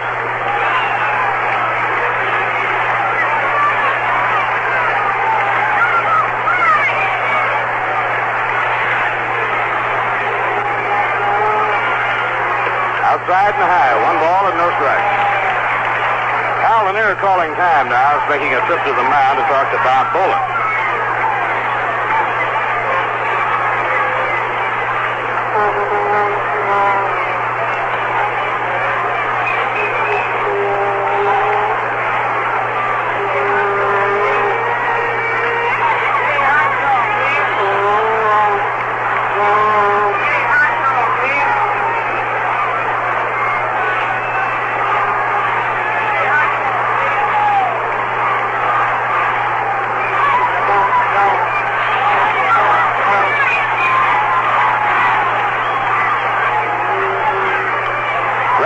Through the hole, a base hit going to right field. Hunter around second will stop there. That's trailing by 5 runs. They won't be taking chances on the baseline. So on the single to right by Johnny Lewis, the Mets now have runners on first and second, nobody out. Eddie Crane's rule coming up.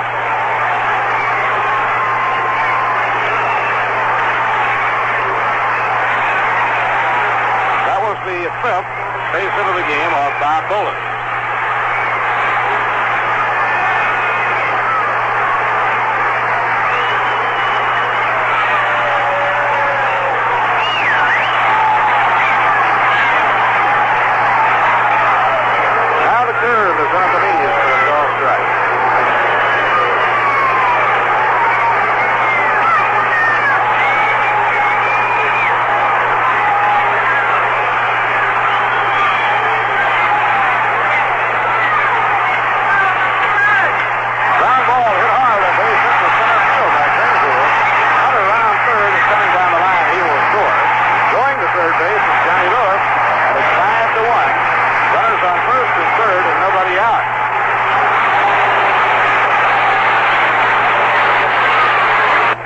Have runners on first and third, nobody out.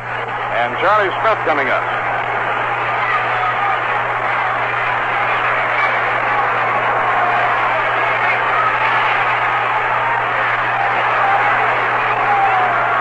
Charlie has been struck out and single to left.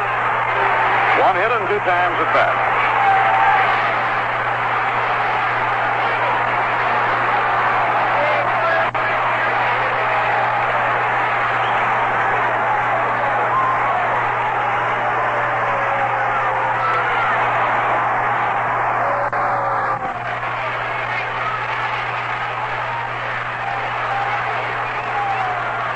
Charlie has been struck out and single to left. 1 hit and 2 times at bat.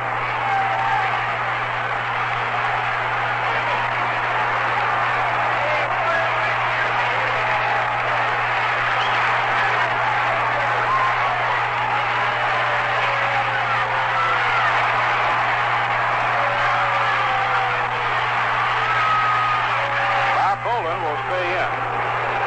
Now he has another conference with Tom Allen. Meanwhile, the Giant bullpen, Masanori Murakami and relief ace Frank Lindsay are warming up.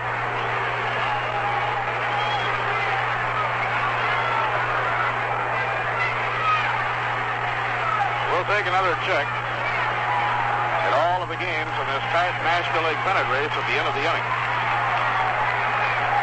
Giants have the infield straight away looking for 2. The outfield is drive to left. Fastball inside to Charlie Smith. 1 ball and no strikes. Charlie has been struck out and single to left field. Charlie is hitting .261 and he's the top run producer on the ball club. Curve over the inside corner for a call strike. 1 ball, 1 strike.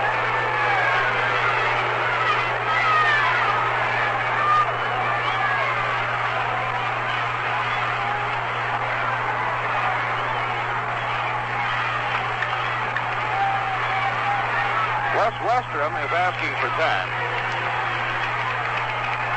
And walking to home plate, he wants to talk to Charlie Smith.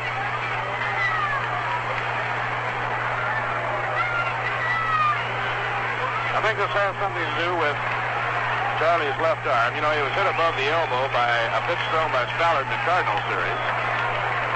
When he was first put back in the lineup, he was put back against the pitchers who were not flamethrowers because he couldn't get the bat around as fast as normal. Ground ball to third. Hart throws to second. They have one. That's all they can get. In to score is Johnny Lewis.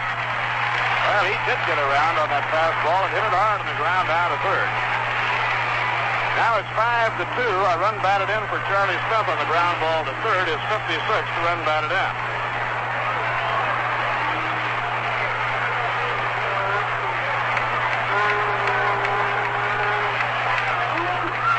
Charlie Smith on first. One man out. Joe Christopher the batter. And the Mets have hit Bolin hard in this inning. Now the pitch to Christopher. A check swing, slow roller down the third base line. Picked up by Bolin. The peg is in time at first base. Throw to Len Gabrielson. Just got there and nicked Joe Christopher. Charlie Smith moving over to second.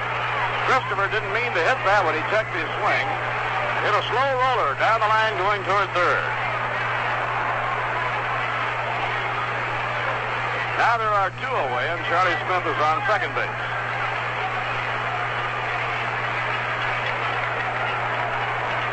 Johnny Stevenson has tried to bunt his way on and been thrown out, and been struck out, no hits and 2 times at bat. Johnny hitting .224. He's a left-hand batter. Bolin's pitch on the way, curve outside, 1 ball and no strikes.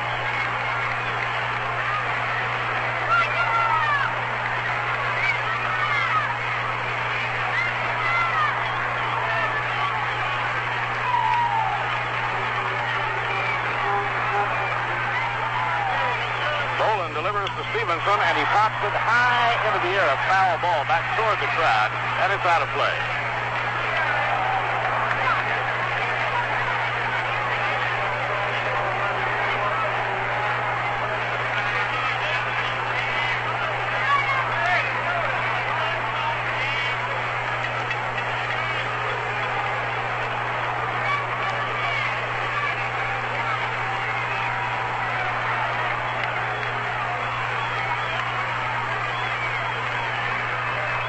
Now the 1-1 pitch, a fastball to side, 2 balls and a strike.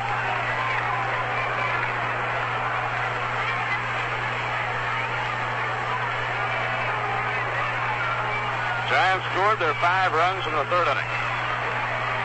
Curveball high, 3-1. Ron Swoboda waiting on deck. Big blow for the Giants was the 3-run homer by Willie Mays.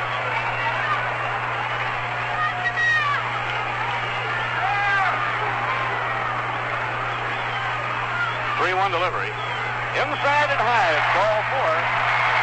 Runners on first and second. 2 down, and Ron Swoboda is coming up.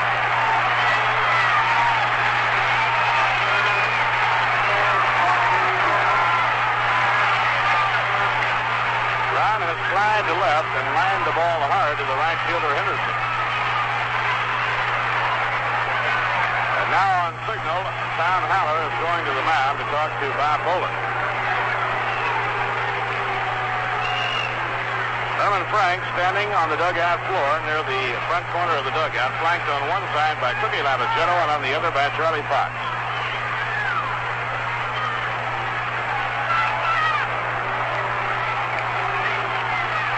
And they all fully realize that Ron Swoboda is the kind of hitter you have to be careful with. A high pop fly into short left field. The Winnies to shortstop goes back. In comes Matty Alou, and Alou takes it for the out. His bat is retired. New York scoring 2 runs on 2 hits, no errors, 2 left on. Now 5 innings complete. It's the Giants 5 runs, 5 hits and no errors. The New York Mets 2 runs, 6 hits and no errors. A day off tomorrow and a twin bill Tuesday evening against the Astros starting at 6 p.m. Bob Bruce and Robin Roberts pitching for Houston, Tug McGraw and Larry Miller for the New York Mets. At County Mack Stadium, the Philadelphia Phils lead the Los Angeles Dodgers 10-3 at the end of 6.5 innings. Osteen, Wilhite, Reed, and Kekic have pitched for the Dodgers, Culp for the Phillies. Corrales, Johnson, Wine, and Allen have homered for Philadelphia, Willie Davis for the Dodgers. Houston 2, Pittsburgh 1 after 4.5, not a Bart against Friend. Chicago 2, Milwaukee 0 after 4.5, Bill Fall against Hank Fisher. St. Louis had a 5-run third to rout Sammy Ellis. St. Louis 6, Cincinnati 0 at the end of 2.5. They have Sadecki on the mound. Yankees play in Kansas City this afternoon. White Sox are leading the Red Sox 2-0 after 4 in the first game of a doubleheader, Monbouquet against Howard. Last of the 9th inning in Washington, with a ball game between the Orioles and Senators tied 4-4. Larson in relief of Pappas, Narum pitching for Washington. Minnesota leading Cleveland 1-0 after 3.5. Steve Hargett against Jim Merritt. Detroit at Los Angeles later today. Now we have a new pitcher in the game for the New York Mets. Bob Moorhead takes over the pitching. As we go to the 6th inning, and Willie Mays will be leading off for the Giants. Gordon Richardson turning in a flawless job in relief. Richardson faced 8 men while in relief and retired all 8.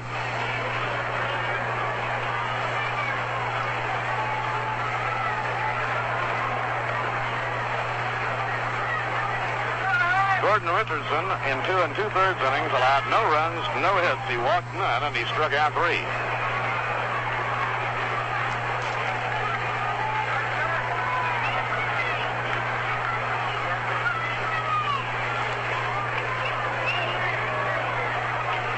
Willie Mays has singled to center and belted a 3-run homer.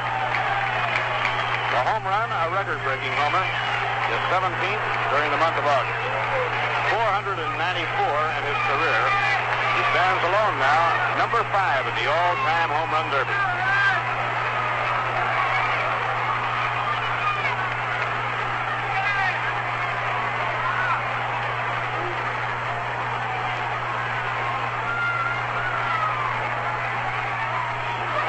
Curveball, swung and missed, strike 1.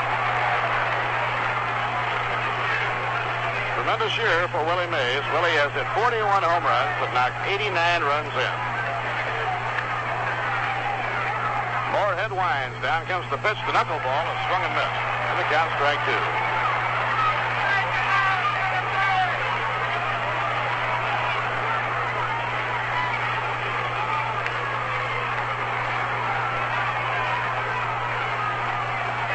We're in the 6th inning. Giants 5 and the Mets 2.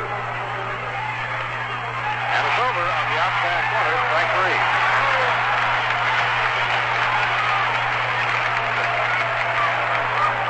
Bob Moorhead making his 5th appearance since joining the ball club from Williamsport. Bob has won none and lost 1. Now Ken Henderson, who went to right field in the last half of the 3rd inning. He's up for the first time. 1 ball and no strikes.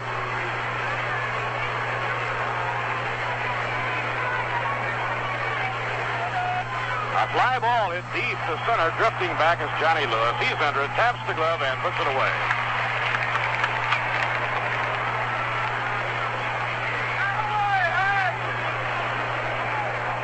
Two outs, nobody on in the top of the 6th inning, and the batter now is Jim Ray Hart.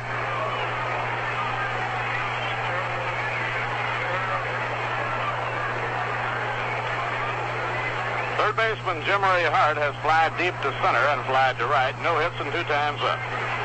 Batting at .296. He's a right-hand hitter with good power. He has 16 home runs. Curve low and away. 1 ball, no strikes.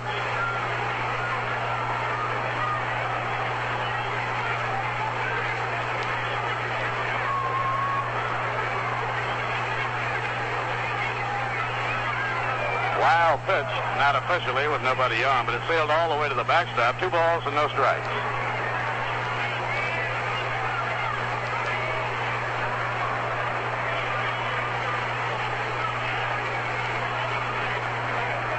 Tom Haller kneeling in the on-deck circle.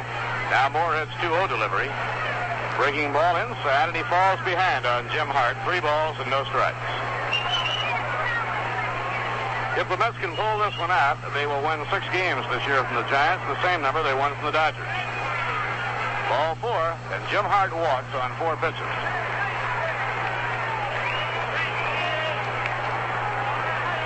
Tom Haller will be coming up. Haller has popped to short, grounded out to Eddie Cranepool. Haller 0 for 2.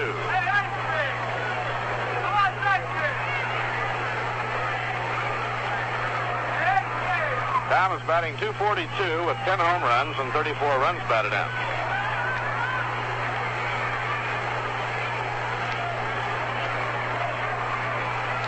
Now Moorhead's breaking ball gets away from Johnny Stevenson and hit off the shin guard of Stan Landis. So going on to second base goes Jim Hart. Knuckleball by Bob Moorhead. This will be a fastball charged to Johnny Stevenson.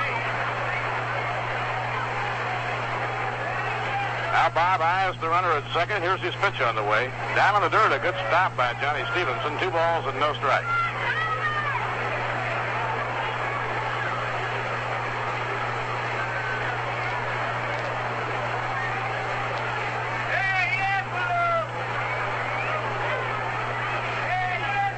Tries the knuckleball, and it's over for a strike, 2-1.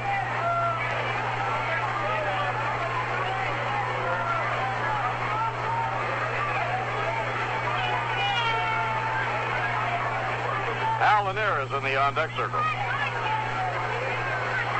Pitching 2-1.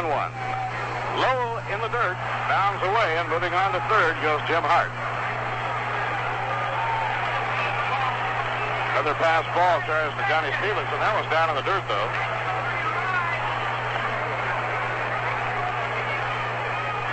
So Hart, who drew a walk, has now gone around to third on a couple of pass balls.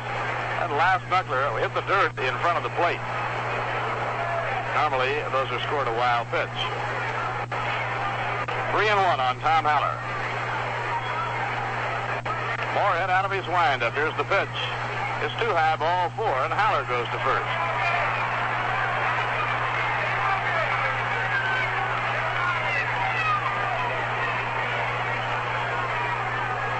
Al Lanier started off the 5-run inning back in the third with a fly ball, wind-blown double down the right field line. He moved over to third on a bunt single by Tito Fuentes.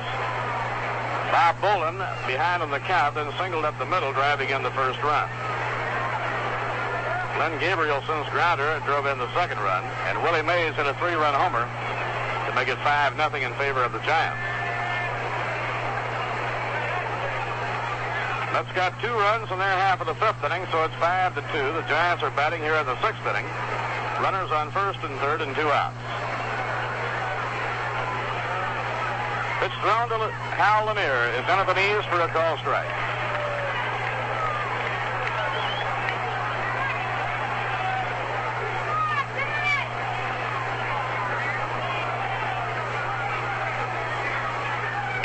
Ground ball hammered down to third, fielded by Charlie Smith. He begs to Ron Hunt, and they have the force play the side is out. For the Giants in the 6th, no runs, no hits, no errors, and 2 left. At the end of 5 1/2, the score, Giants 5 and the Mets 2.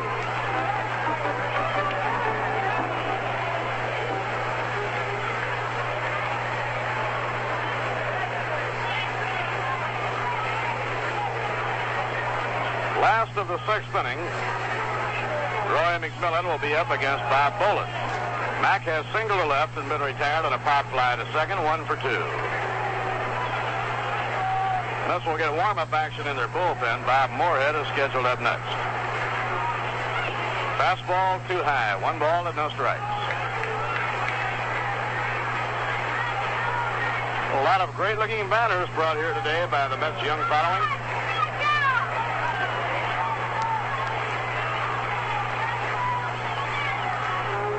A fly ball hit high in the air to shallow left center. Matty Alou comes galloping in and makes the catch. One away, nobody on. And now Chuck Hiller will bat for Bob Moorhead.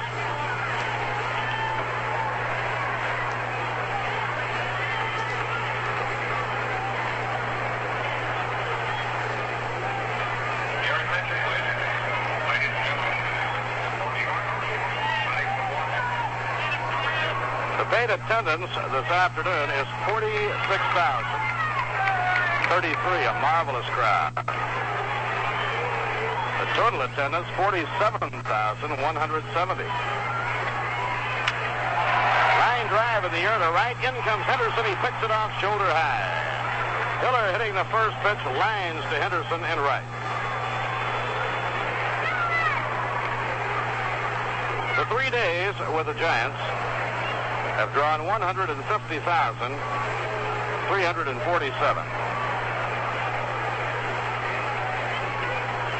So the 7-day period with the Dodgers and the Giants coming into New York attracted almost 300,000, 299,145.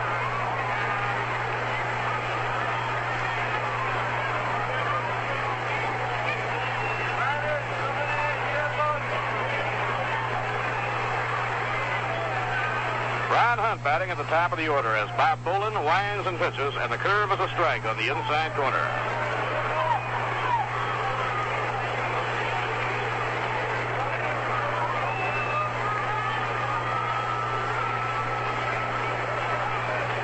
Now the pitch on the way.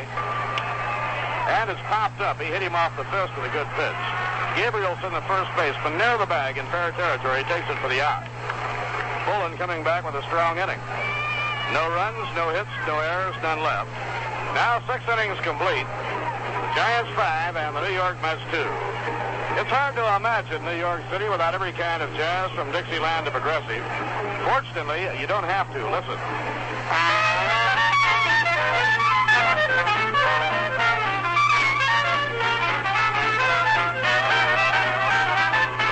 That's Backstreet Rag, a uniquely American sound. It came up the Mississippi out of New Orleans with the Negro jazzmen who played it to the world. But they didn't stop with Dixieland and the blues.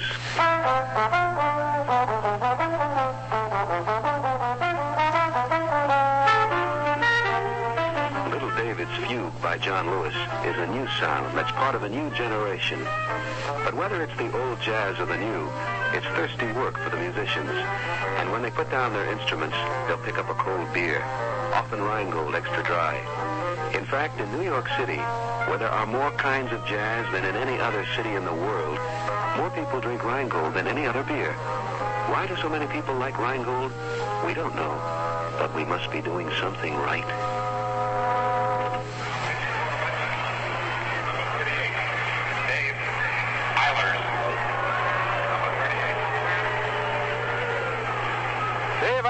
Is on to pitch now for the New York Mets, and before we go to the 7th inning, we'll pause for station identification. This is the New York Mets Baseball Network. You're tuned to 810 on the radio dial, WGY Schenectady, your station for Mets baseball in the Northeast. Bob Murphy with Ralph Kiner and Lindsey Nelson from Shea Stadium. Dave Eilers now on to pitch for New York as the game goes to the 7th. Tito Fuentes, the shortstop, hitting 8th in the order, will be leading off. Third ball game for Dave since he joined the Mets. His first 2 appearances, he has chalked up a save and a win, relieving against the Cardinals and the Dodgers.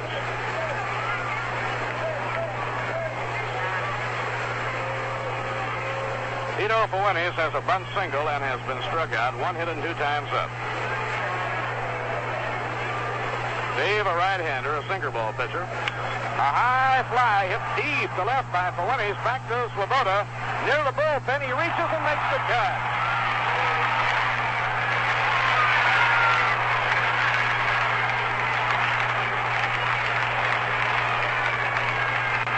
Brian Swoboda was right up against the screen in front of the bullpen bench.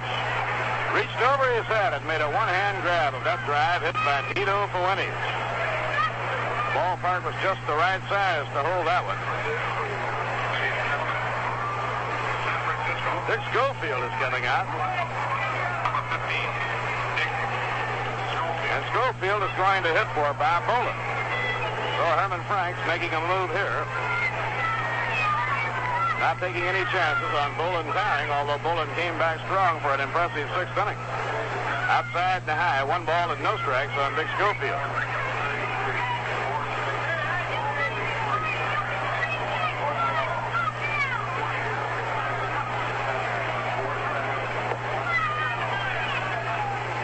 Now Eilers winds the pitch. Breaking ball over, a strike, 1 ball and 1 strike.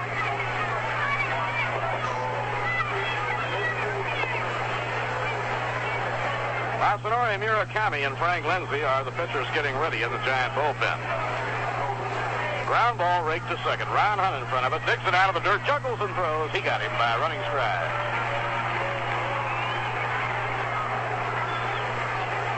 Now 2 outs and nobody on, top of the 7th. The leadoff batter, Matty Alou, comes up for the 4th time. Matty has fouled out to Johnny Stevenson, reached on a walk, and fouled out to Cranepool trying to bunt.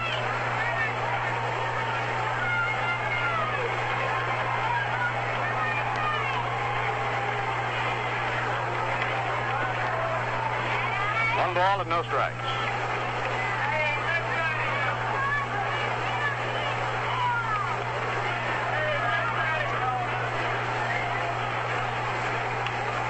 Looping fly ball into left field. Ron Swoboda is in a stride. He's under it, and he takes it to side is out. So Dave Eilers gets the Giants quickly in the top of the 7th. No runs, no hits, no errors, none left. 7th inning stretch time at the end of 6 1/2. The score, Giants 5 and the Mets 2. Now it's time for another unusual fact from the Viceroy Hall of Records. Today's story could be called a batter's nightmare. When Frank Chance was playing for Chicago, he reached base 5 times in 1 ball game. But Frank wasn't doing the hitting. He was hit with 5 pitch balls. Ouch. Now let's turn to a more pleasant subject and talk about Viceroy. Viceroy's got the taste that's right. You know why? Because Viceroy is specifically designed to taste the way you'd like a filter cigarette to taste.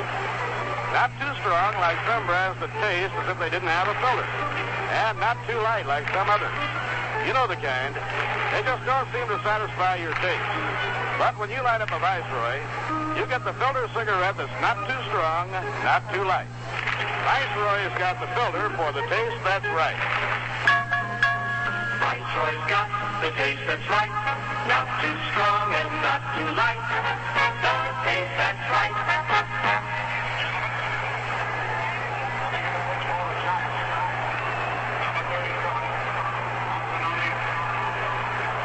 Masanori Murakami is the new pitcher for San Francisco as the Mets sit in their half of the 7th inning.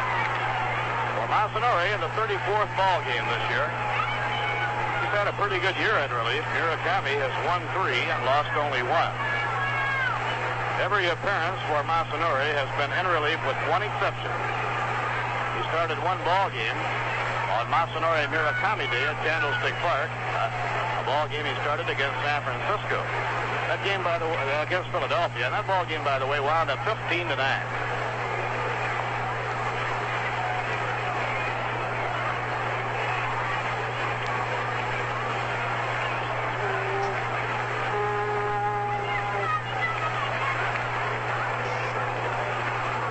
Let's have their left-hand hitters coming up, Johnny Lewis and Ed Cranepool, and so Herman Franks comes in with Masanori Murakami. He's a curveball stylist, but he gets the ball over. Breaking ball on the outside corner, strike 1 call. Johnny Lewis singled his last time up to help build a run. Johnny has 1 hit and 3 trips. Jim Hart plays him in close at third. The 1 he shades towards second. And it's popped up on the left side of the diamond. Hart drifting back behind third in fair territory. He has it for the out. 1 out and nobody on. Eddie Cranepool will be hitting. Eddie has a double and a single and 3 times up. Eddie now has hiked his batting average on his homestand to 268.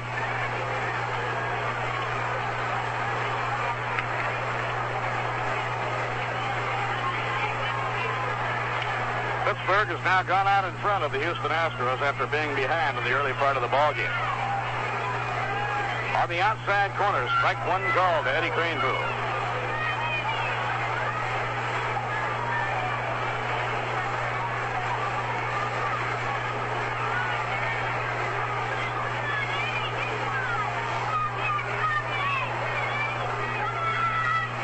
Now the pitch on the way, and it gets the outside corner, a breaking ball to Cranepool, a 2-strike count. The Giants are out in front on the strength of a 3-run homer by Willie Mays back in the 3rd inning. They lead 5-2.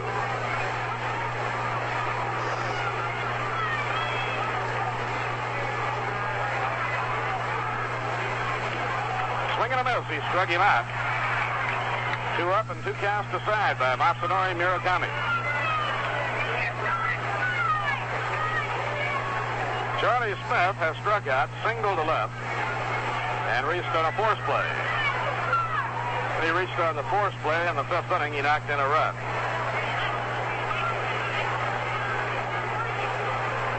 Eddie Craneville and Charlie Smith have been credited with the 2 RBIs for New York.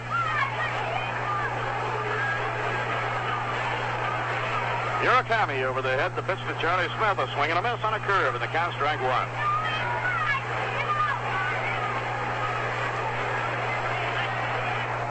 Watching Murakami work, he seems to pitch with a minimum of effort.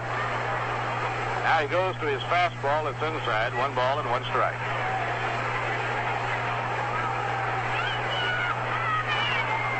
Giants will not have Murakami next year. Masi will stay and play baseball in Tokyo. Pitching 1-1. Low and outside, 2 balls and a strike.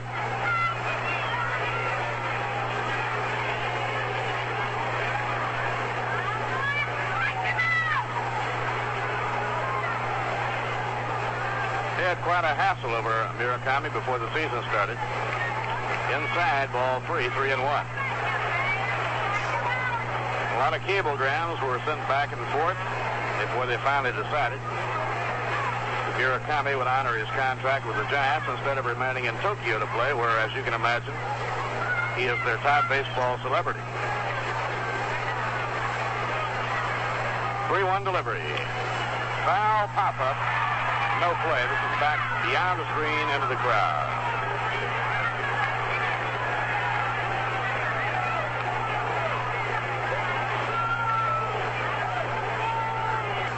A swing and a miss. Murakami struck him out. So Murakami comes in to get the side in order. The Mets unable to get the ball out of the infield. No runs, no hits, no errors, and none left. 7 innings complete. The Giants 5 runs, 5 hits, no errors. New York 2 runs, 6 hits, and no errors.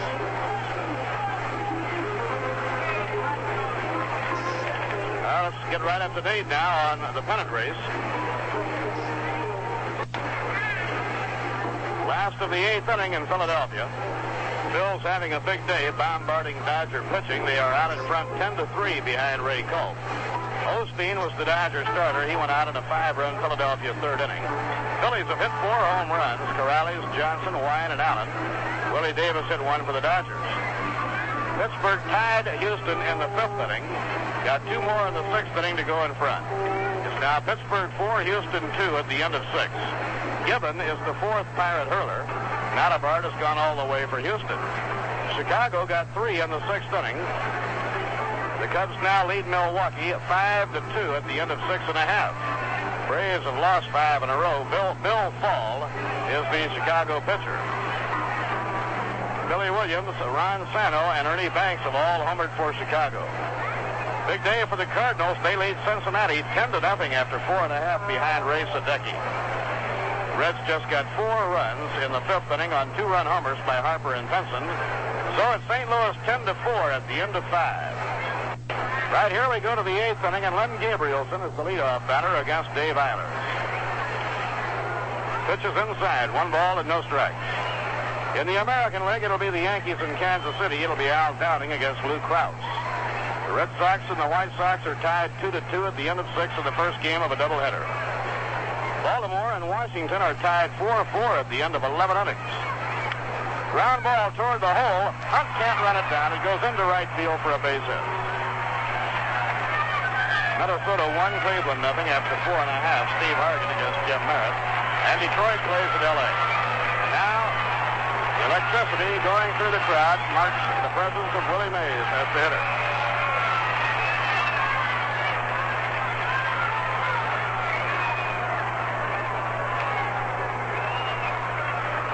The Dodgers are out in front. The Giants, I beg your pardon, are out in front on the strength of the 3-run homer hit by Willie Mays back in the 3rd inning. Towering pop-up outside first in foul territory. Craneville drifting over by the dugout. Makes the catch.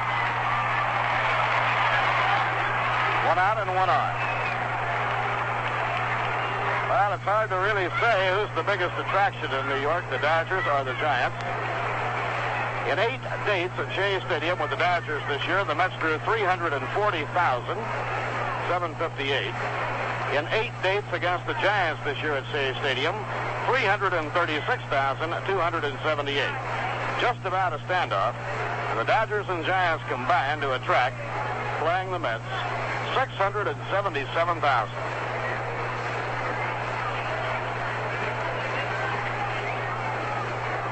Outside and low on Ken Henderson, 1 ball and no strikes.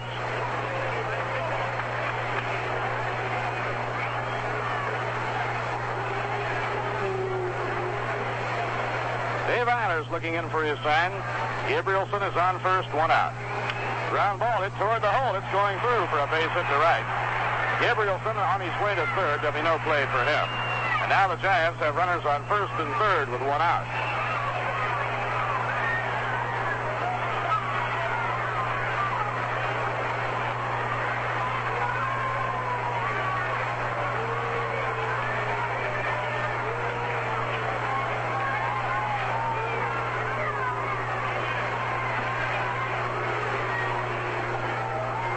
Single to right by Ken Henderson.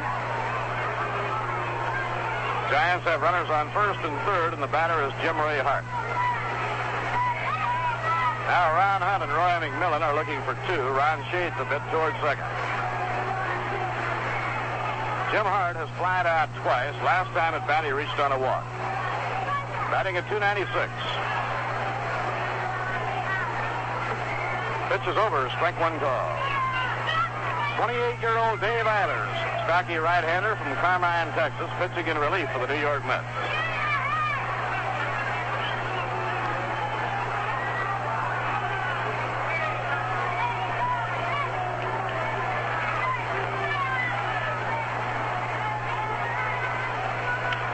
Lined in the air to center field. Running for it is Johnny Lewis. Running, and he can't handle it. It breaks off his glove.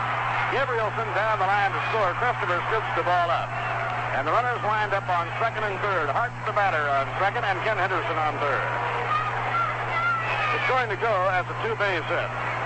Johnny Lewis, after a long run to the alley in right center, got a glove on it but was unable to hold it. A 2-base hit for Jim Hart and a run batted in. His 69th RBI. Giants now take a 6-2 lead.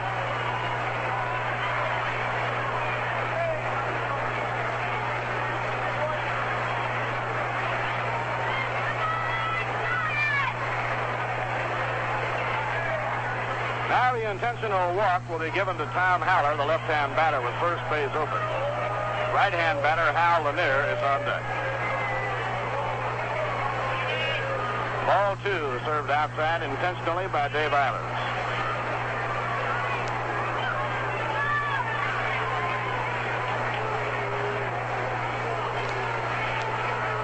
Hal Lanier waiting to bat next. Has 1 hit and 3 times up. He got a wind-blown double down the right field line to start off a 5-run inning back in the third. Now Haller goes down to first on the intentional pass. Well, fans, remember, Viceroy's not too strong, not too light. Viceroy's got the filter for the taste that's right. Lanier hitting at .233, a rangy right-hand hitter. Now Eilers out of his windup. The pitch, ground ball hit toward the hole. Grabbed by McMillan. The throw to second. Low throw goes into the outfield. 1 run is in. Now digging for the plate is Jim Hart. He'll come in to score. Haller goes to third and Lanier all the way to second base. That was a slow bouncer hit toward the hole. McMillan made a good play in reaching the ball. But his off-balance throw was a low throw. It was in the dirt. It skipped into the outfield. So score it, a base hit for Hal Lanier of the infield variety. The base hit brought home Ken Henderson.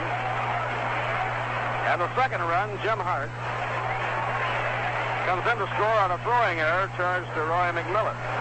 Meanwhile, Haller goes around to third, and Lanier goes into second.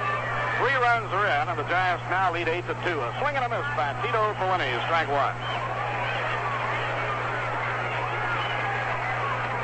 Roy McMillan has had a remarkable year, had gone 41 consecutive games without an error.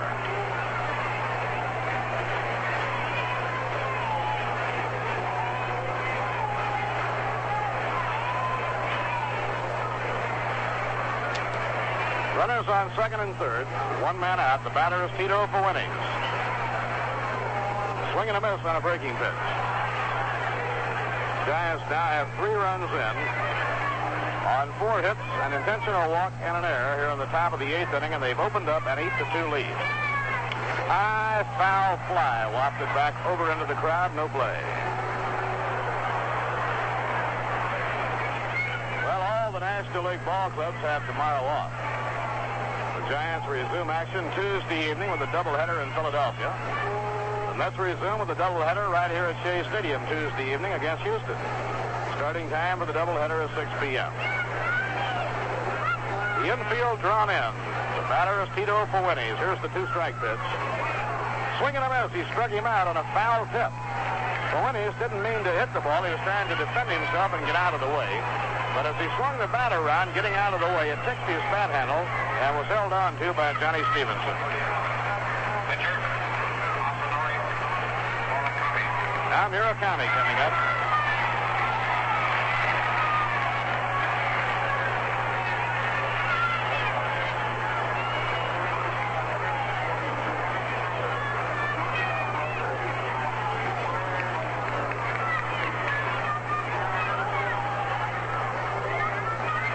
Masanori, left-hand batter. The infield dropping back now with 2 men down. Foul tip, strike 1. Murakami has been up 10 times this year, had 1 hit.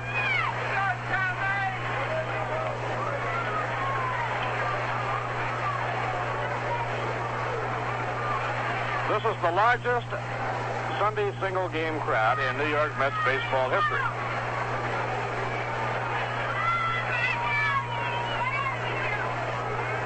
Here's the 2-strike delivery. Ground ball hit down to third. Charlie Smith straightens up, throws to Cranepool. The Giants are out after scoring 3 in the 8th inning. They score 3 runs. There were 4 hits. 1 error charged to McMillan, and 2 left on. At the end of 7.5 innings to score, the Giants 8 and the New York Mets 2. Say, is this one of those days when you're not yourself? You'll feel more so when you listen to this. Oh, I'm not myself at all. Molly dear, I'm not myself at all. This song gets sung over and over at Irish parties and picnics until the singers raise a ferocious thirst. Then they change their tune. Come fill up your glasses and drink what you will, on the land you don't need every day. Are more Irish than in the whole of Dublin. More people drink Rheingold than any other beer. Why do Irish Americans like Rheingold? We don't know, but we must be doing something right.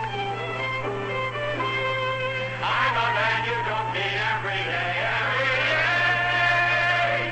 I'm a man you don't meet every day. Last half of the 8th inning. Joe Christopher coming up for New York.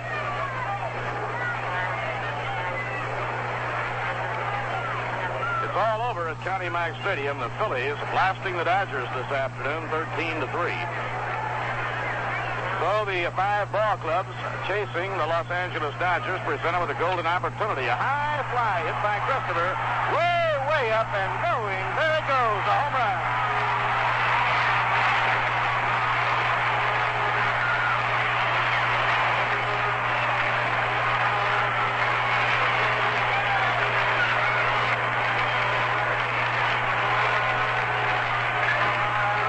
Christopher hitting his 3rd home run of his homestand and number 5 on the year. He yanked that one high into the air and fly out beyond the left field wall, back into the back part of the bullpen. He hit it off Masanori Murakami, and the score is 8-3 San Francisco. Jim Schaefer coming out of the dugout. He'll hit for Johnny Stevenson. Here's the line score on the Dodger-Philly game. Philadelphia, 13 runs, 15 hits, and no errors. The Dodgers, 3 runs, 5 hits, and no errors. Ray Culp all the way, winning his 9th game. The Phillies hit 4 home runs. Pat Corrales, Alex Johnson, Bobby Wine, and Richie Allen all homered. Willie Davis for the Dodgers. Claude Osteen, who was knocked out in the 3rd inning, is the losing pitcher. 2 of the ball clubs chasing the Dodgers are losing right now. The Braves are losing to the Cubs 5-2 after 7 innings. Cincinnati losing to the Cardinals 10-4 after 5.5. Jim Schaefer up, a swing and a miss, strike one.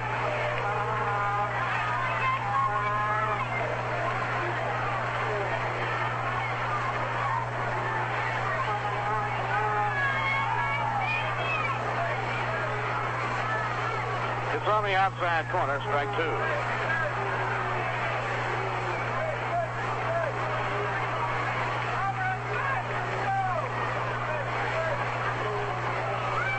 Now the two-strike pitch. Fastball outside. 1 ball and 2 strikes.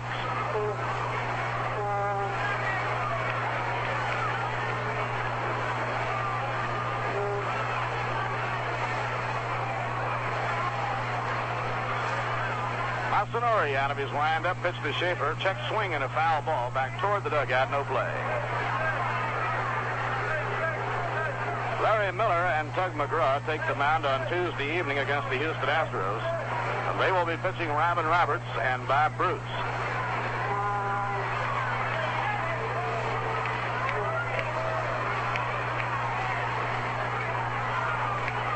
The 1-2 delivery. Outside and high. It's 2-2 on Jim Schaefer, batting for Johnny Stevenson.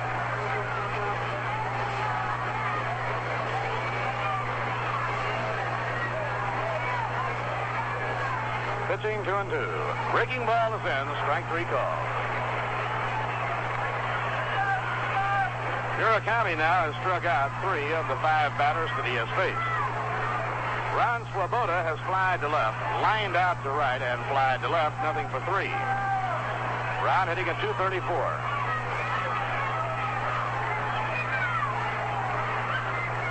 Ron already holds the rookie record for home runs for the season for the New York Mets. Right in there, strike 1 call to the letters.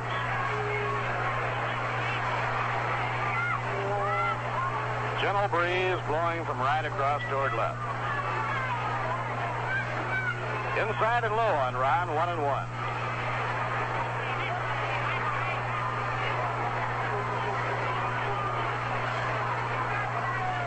Roy McMillan is the on-deck batter.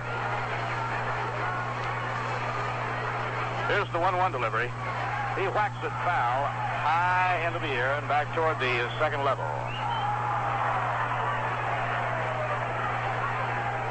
Ron hasn't altered his batting stance any to speak of, but he has moved closer to the plate, and it has helped him out considerably.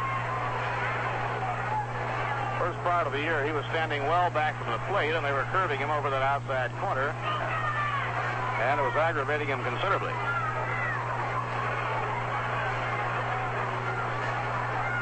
The 1-2 delivery, outside and high, it's 2-2 on Ron.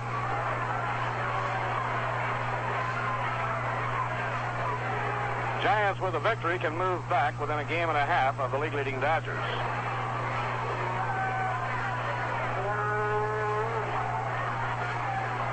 Now the pitch by Murakami, taken outside, full count, 3-2. Cincinnati in a position to move within a half game of the Dodgers, but they are losing to St. Louis, 10-4.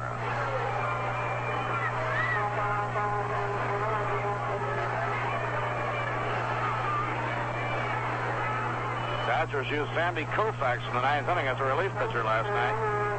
They are hard hit with their 2 relief aces, both sidelined right now, Ron Peronowski and Bob Miller. Miller with a sore arm and Peronowski with a hamstring muscle pull.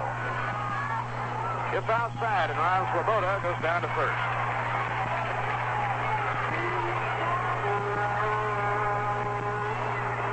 To right and flied to left, nothing for 3. Ron hitting at 234.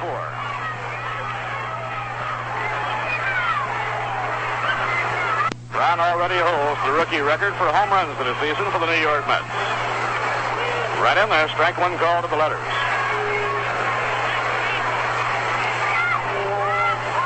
Gentle breeze blowing from right across toward left. Inside and low on Ron, 1-1.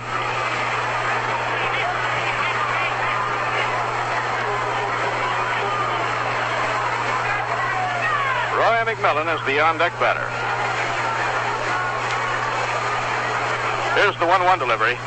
He whacks it foul high into the air and back toward the second level.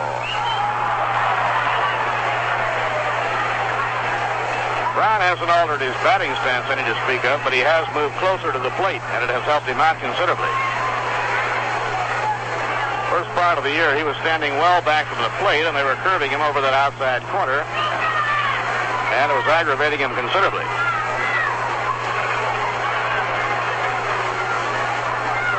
The 1-2 delivery, outside and high, it's 2-2 on Ron.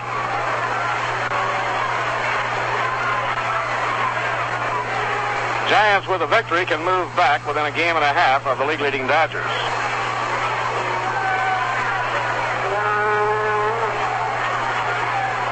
Now the pitch by Murakami, taken outside, full count, 3-2.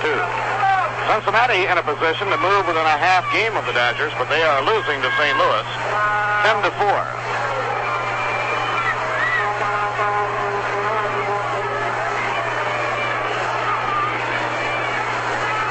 Dodgers used Sandy Koufax in the ninth inning as a relief pitcher last night. They are hard hit with their two relief aces, both sidelined right now, Ron Peranowski and Bob Miller. Miller with a sore arm and Peranowski with a hamstring muscle pull. It's outside and Ron Swoboda goes down to first.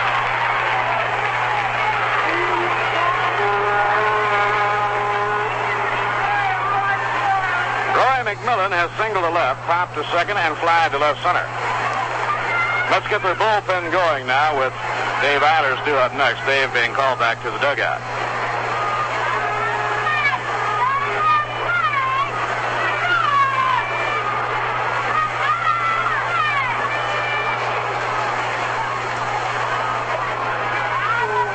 Swing and a miss on a fastball. It's strike one. Jim Hickman has come out of the dugout, moved out into the on-deck circle to bat for Dave Eilers.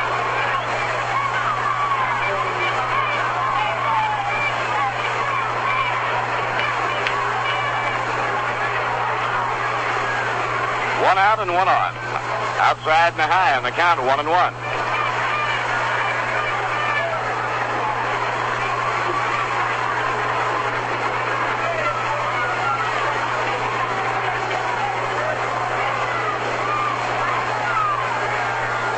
Now Murakami checks the runners.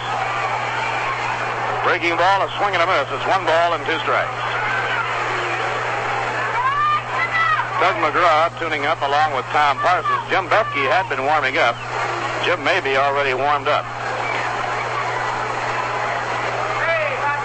Ron Swoboda on first, 1 out. Mashi's 1-2 delivery. He is hit foul. Back into the crowd, no play.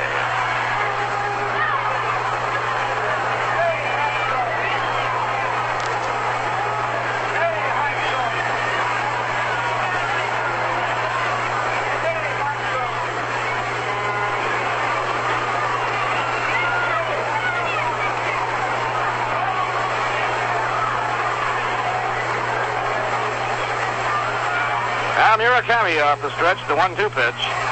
Pop foul again by McMillan. And once again, no play for Gabrielson. It'll be in the field box area behind the dugout.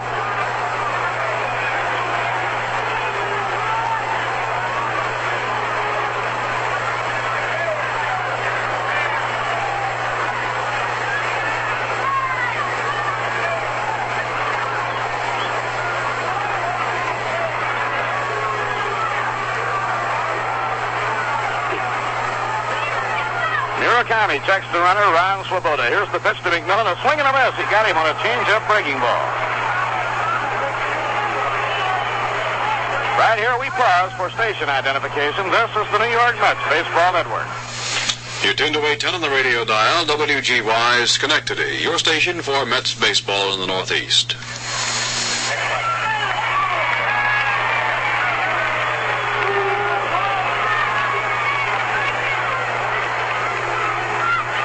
Bob Murphy with Lindsey Nelson and Ralph Keider from Shea Stadium. The Mets trailing 8-3. We're in the last half of the 8th inning.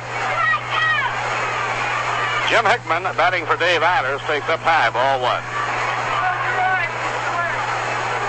Murakami, in less than 2 full innings in relief, has now struck out 4 men.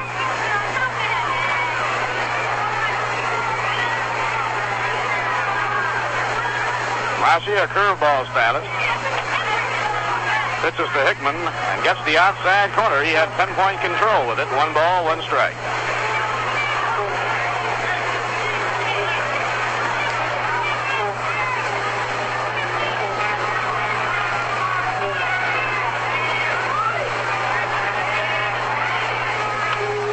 Foul ball, cut on and put back up above the press box into the crowd.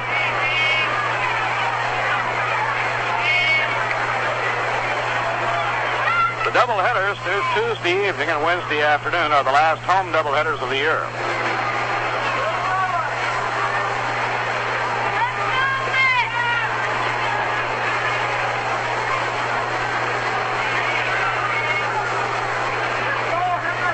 Now Murakami checks the runner. In comes the pitch. A swing and a miss. He struck him out. He got him with a high hard one. Murakami has now struck out 5 in 2 innings. 1 run, 1 hit, a home run by Joe Christopher. No errors, 1 left on. At the end of 8 innings, the score, the Giants 8 and the New York Mets 3.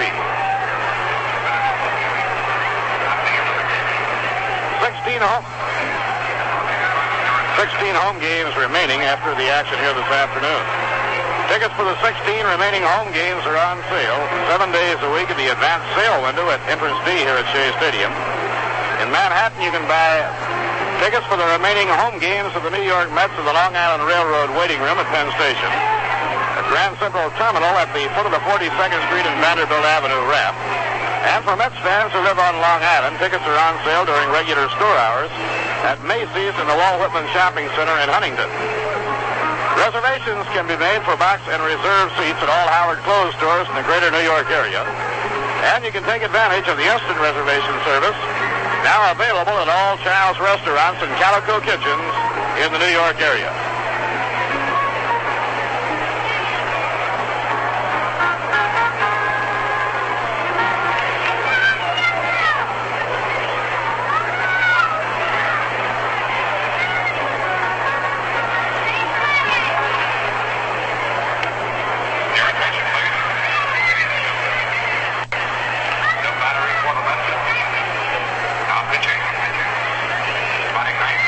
Is now pitching, and Jim Schaefer goes behind the plate for New York as we go to the 9th inning.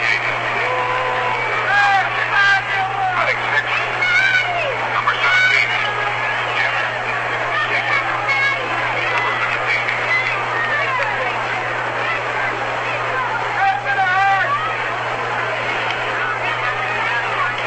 Bethke is on the mound, Schaefer behind the plate. Jim is the 5th pitcher used by New York this afternoon. Jack Fisher, the starting pitcher, went out in the 3rd. Gordon Richardson worked 2 2/3. Bob Moorhead pitched 1. Dave Eilers 2, and now Jim Bethke takes over.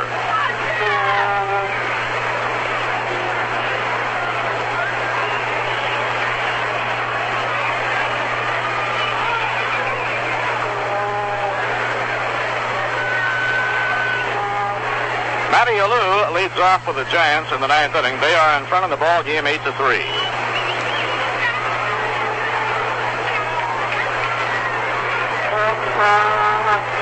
Now 18-year-old Jim Bethke winds. Down comes his pitch. A smash hit up the middle for a base hit. Matty Alou with his first hit of the ball game swings around first.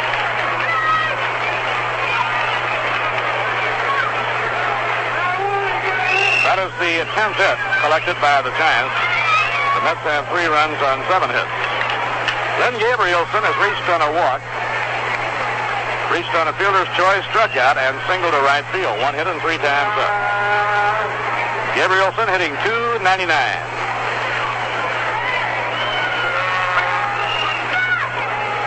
Fastball just missed the inside corner. 1 ball and no strikes.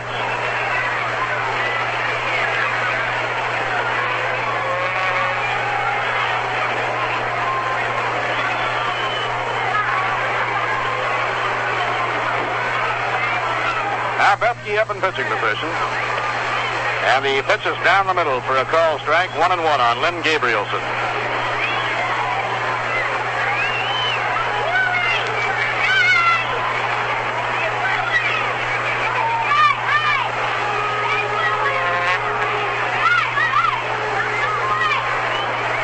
There goes the runner, hit and run play, and a smash that is foul down the right field line. just foul on a wicked ground ball hit down the right field line. Giants were playing hit and run. Matty Alou turns and comes back, and the count is 1-2 on Lynn Gabrielson.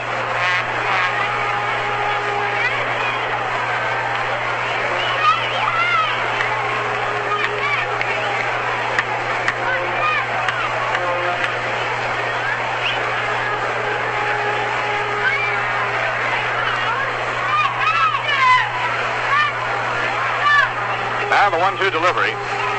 Foul ball off of his foot, and it knocked the feet right out from under Lynn Gabrielson. He wound up sitting down. Charlie Fox comes running down to make sure Lynn is all right. That one really hurt. He got that one right off the ankle.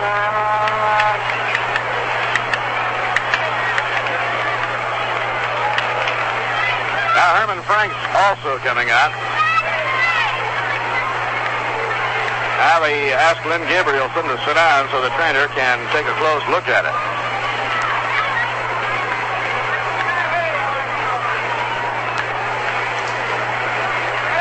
Giants go on to Philadelphia. They have a doubleheader on Tuesday evening. Warren Spahn, the winning pitcher in the opening game of this series, will be pitching in one of the two games against the Phillies on Tuesday evening at Connie Mack Stadium.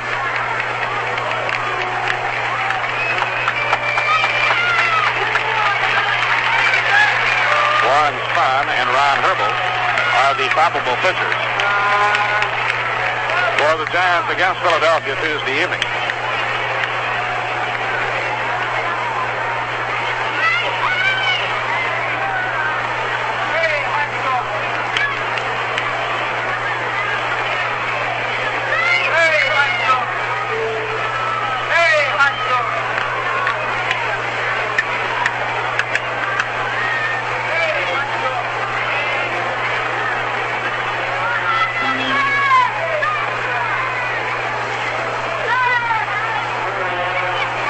Up in pitching position.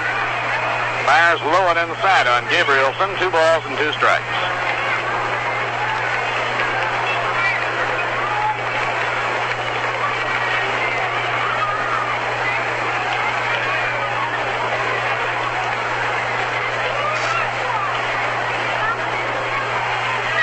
The 2-2 delivery. Driven deep to center field. Back goes Johnny Lewis. He's getting under it. And Johnny makes the catch in deep center. 1 out and 1 on in the top of the 9th inning. Willie Mays coming up again. Willie has a single and a 3-run homer. 2 hits and 4 times at bat. Willie now stands alone, number 5 in the all-time home run derby. His home run today sent him 1 ahead of Lou Gehrig. It also enabled him to stand alone as the holder of the National League record for the most home runs in 1 month. Willie's home run was his 17th this month of August.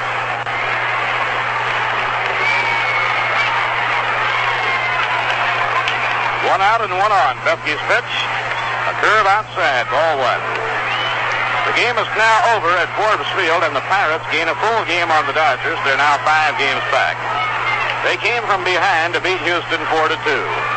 Wilbur Wood was the winning pitcher in relief of Bob Friend. He came on in the 6th inning.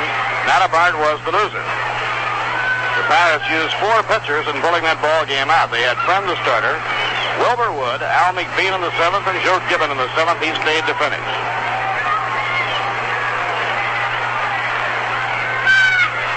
Breaking ball outside. It's 2 balls and no strikes on Willie. Chicago with that big middle of their batting order, Billy Williams, Ernie Banks, and Ron Santo having a big day, are leading the Braves 8-2 at the end of 7.5. Williams has hit 1 homer, Santo has hit 1, and Banks has hit 2. Lobbed over to first by Jim Bethke.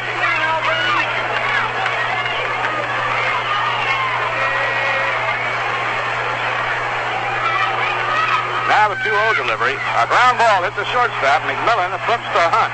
Now Ron in the dirt, scooped out by Crane Bull. Double play, and the side is out.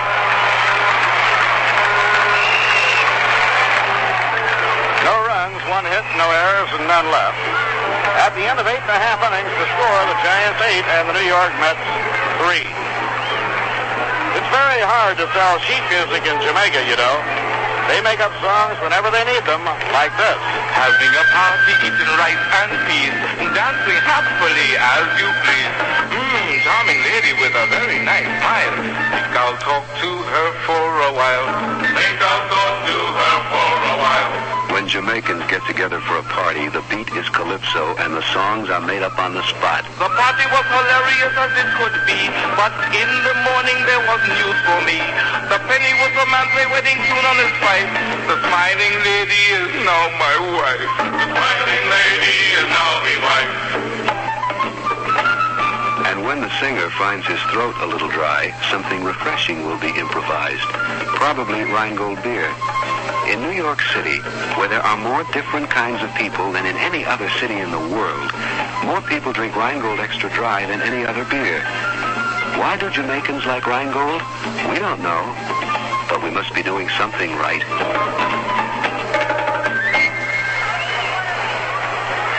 Last of the ninth inning, Murakami on the mound for the Giants. Ron Hunt will lead off for New York. Masanori in 2 innings has given up 1 run, 1 hit. That was a home run by Joe Christopher. Has walked 1 man and struck out 5.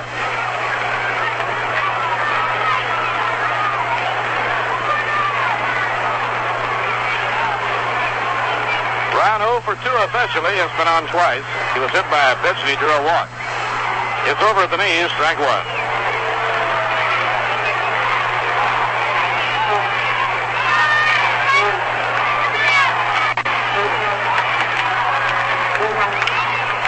Down to third, a big hop where it's taken by Jim Hart. His long throw gets the runner Ron Hunt by a stride. 1 out in the last of the ninth inning. Johnny Lewis has singled to right, 1 hit and 4 times up. Giants have combined the pitching of Bob Bolin and Masanori Murakami. Decisive blow, a 3-run homer by Willie Mays back in the 3rd inning. Right in there, strike 1 call to Johnny Lewis.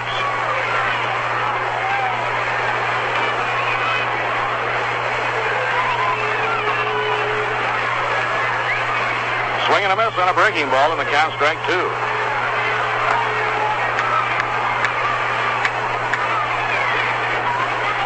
Giants with a victory will be back within a game and a half of the league-leading Dodgers. They'll make back the game they lost last night. Inside and a high, it's 1 ball and 2 strikes.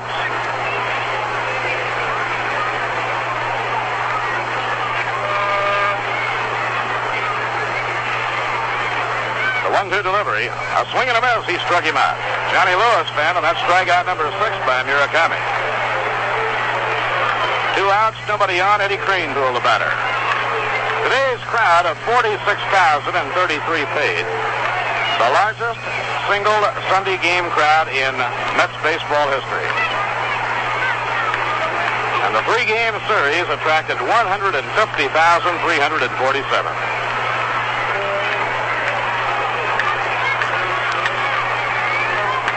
Breaking ball low and away on Eddie Cranepool. Eddie has a single and double, 2 hits and 4 times up, and has driven in a run.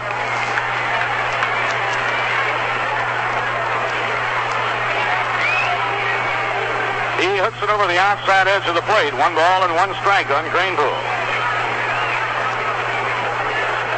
All the National League ball clubs get a day off tomorrow, and they go back to action Tuesday evening. 1-1 pitch. A high fly to left field. It should be a ball game. Waiting under it is Matty Alou. He has it, and the Giants win it. Strong relief sent by Murakami in the 9th inning. No runs, no hits, no errors, and none left. Murakami finishing out for Bob Bolin, pitched the last 3 innings. Allowed 1 run, gave up 1 hit, a home run by Joe Christopher, who walked only 1 man, and he struck out 6 men in 3 innings. So the Giants have taken the rubber game of the series. They won the series 2-1, with Philadelphia blasting the Dodgers 13-3 this afternoon. The Giants gain a full game on the league-leading Dodgers. The Giants now are a game and a half out of first place. All National League ball clubs have the day off tomorrow, and the Giants go back to the wars with a doubleheader in Philadelphia Tuesday evening. The Mets resume with a doubleheader against the Astros on Tuesday evening. In today's game, the big blow was a 3-run homer by Willie Mays, struck in the third inning. When he hit it, it made the score 5-0 and put the Giants well on the road to victory. For Willie, his 41st home run of the year, his 17th in the month of August, a new National League record. He is now number 5 in the all-time home run derby, moving 1 ahead of the beloved and immortal Lou Gehrig. Final score, the Giants 8 runs, 10 hits, no errors, and 4 left. The Mets 3 runs, 7 hits, 1 error, and 9 left. Starting pitcher Bob Bolin, who worked 6 innings, allowed 2 runs, gave up just 6 hits, is the winning pitcher.